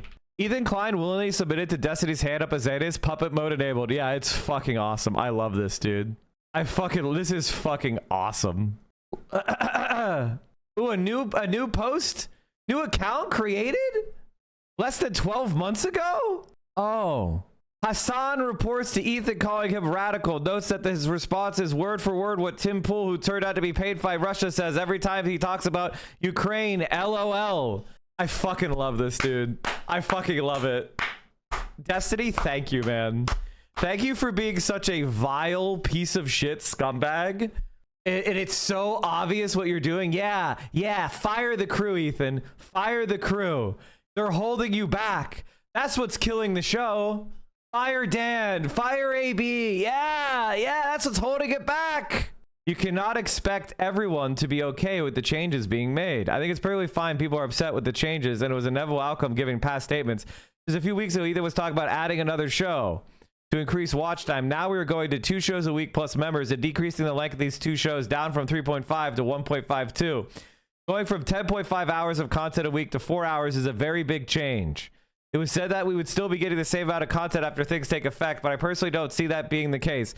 It's marketing 101. You don't overpromise and underdeliver. Nothing was promised by putting the idea that you will raise hope and expectations. Now, my fear is that with the kick thing moving forward and past statements regarding YouTube and how podcasts perform better when streamed on a different platform than broken up and uploaded to YouTube, is that they will do Monday streams as a kick exclusive. I don't know, like I said, pure speculation, but I really hope they don't do this. Now, this guy is a 6-year-old Reddit account. Super fan. Teddy Fresh poster. H3. It's all H3 posts. I don't know if this guy is 6-year-old account. Active in H3, Duolingo, Teddy Fresh, Creator Clash. Even their most hardcore dick riders are falling off Ethan. This is fucking great, man. This is so awesome, dude. I'm just like, I need that meme. Of like, where death is knocking on all the doors and leaving a blood trail as he goes from door to door. How many people who have tried to fucking take me down have failed completely? There's just something about me that invites challenge, and people just keep losing. It's fucking crazy. All right, what more did I want to say? Oh yeah, I want to talk about this more. Maybe I'll do it tomorrow, but listen to Asmongold. Look at this fucking tweaker. And Jews and blacks did it. It's all Jews and blacks. Yeah. And by the way, on Twitter, you would have a lot of people that agree with you. No, there's been a lot of people that have been feeling that way. It's been massive. It's been crazy. Like I've been seeing like the amount of people who are like hyper focused on like, especially Jews. People really don't like Jews anymore. They really, really don't. Like I've been seeing like. And I feel like every time that I feel like it's peaked, it goes again. It gets even more extreme. People go even harder with it. They never have, bro. I mean, there's 109 examples of that. You're right. And so that people talk about like deep Nazi fucking takes or comments, but the 109 is a neo-Nazi dog whistle to Jews reportedly, supposedly being kicked out of 109 countries. And Asmongold does this cowardly bitch-ass thing where he won't actually say his own opinion. He'll say his opinion, but he'll say, people are saying, I'm seeing this. What a worm, dude. And Jews and blacks did it. It's all Jews. They never have, bro. 109 examples of that. You're right. But I don't know about that recently. It's hard really to say. I mean, this is hardcore anti-Semitism. Hardcore. But again, they don't give a shit about anti-Semitism. Everybody that they're going to stream like 2 days a week now for everybody and 1 short stream for members, right? Which is a big step down from what they normally do. Yeah, 100%. After we finish this clip, we can take a look at the way his audience responded to that news. They're really happy. Yeah, they love it. Well, that's okay. They're like, wow, this is fucking fantastic news. So It's finally. I've been waiting for this. Love tomatoes. For a years. lot of love Listen, I tomatoes in the love that chat. you guys love the show so much that the thought of getting less of it is such a devastating prospect, right? That means you really like it. Okay, can I just say this? Ethan Klein has a lot of expenses. Like a lot of expenses. He's got a $9 million mansion in Bel Air. He has an entire domestic staff. He has 3 kids that are probably in the most expensive private schooling and tutoring and daycare and nannies, right? Because they don't, let's be honest. The public, the private, the trainers, the plastic surgery, the Ozempic, they have how many members of the crew do they have? He's paying for 3 lawsuits. He just lost another one. Ozempic is like $200 a month now, bro. Yeah, I know. I'm just adding up their expenses, right?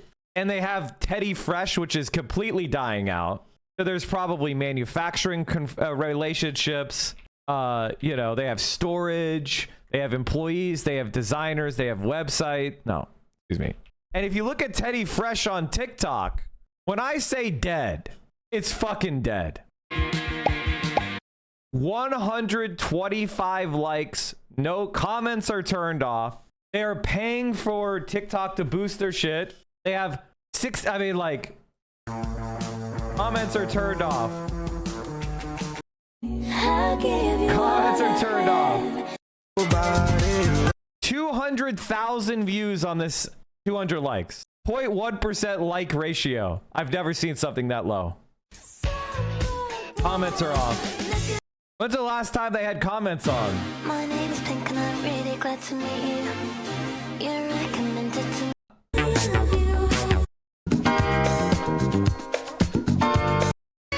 Everything's a fucking sale. Day 2 at the Teddy Fresh sample sale, and I'm ready to ask some people some questions. Let's go. I'm here with... My name is John. Hi, John. What do you hope to see inside? It's trending. Let me be the sound engineer for this podcast, please. The H3 podcast. Yes. Yes. No crash outs, no bullshit. Yes. Oh, fuck, man. Okay, when's the last time they had comments? Everybody, welcome to our... Come on. Forgot to turn them off for this one. The fact that they have to keep the comments off on the new videos means we're winning. Ugh, man. Like, if you think about all the expenses they have, if you think about all of the ways in which the Teddy Fresh podcast and the Empire, the H3 podcast and Teddy Fresh, they're all losing money. And now they're going to cut back on the amount of content they're making. They're fucking toast. The photos are all just Gila and IDF gear. Oh, God, dude. Gene Wu, the head of the Texas House Democrats, is forcing a vote on an amendment to the new state congressional maps that would require a release of the Epstein files before they go into effect. I mean, that's just memeing. Hey, Maple Takes. What's up, brother? Everybody, if you want a Canadian's political takes, which why would you? But no, in all seriousness, you should check out Maple Takes. All right, everybody. Sorry I was so hungover today. I will try to feel better for tomorrow. Thank you so much for all the support. Thank you for hitting that follow button. Thank you for getting the vibes back in the right place after they started bad. And I appreciate all of you. I feel like we're on another vibe shift. I think another vibe shift is happening. I think we are winning again. So thank you so much for all the support. And I will see you guys all tomorrow. I'm going to send you guys over to Casey, who is on her marathon day 20. So we made fun of H3. We'll make fun of him more in the future. Thank you so much for all the support. I'll see you guys tomorrow. Say hi to Casey for me. Solidarity forever, my friends, and I'll see you all very soon. Peace.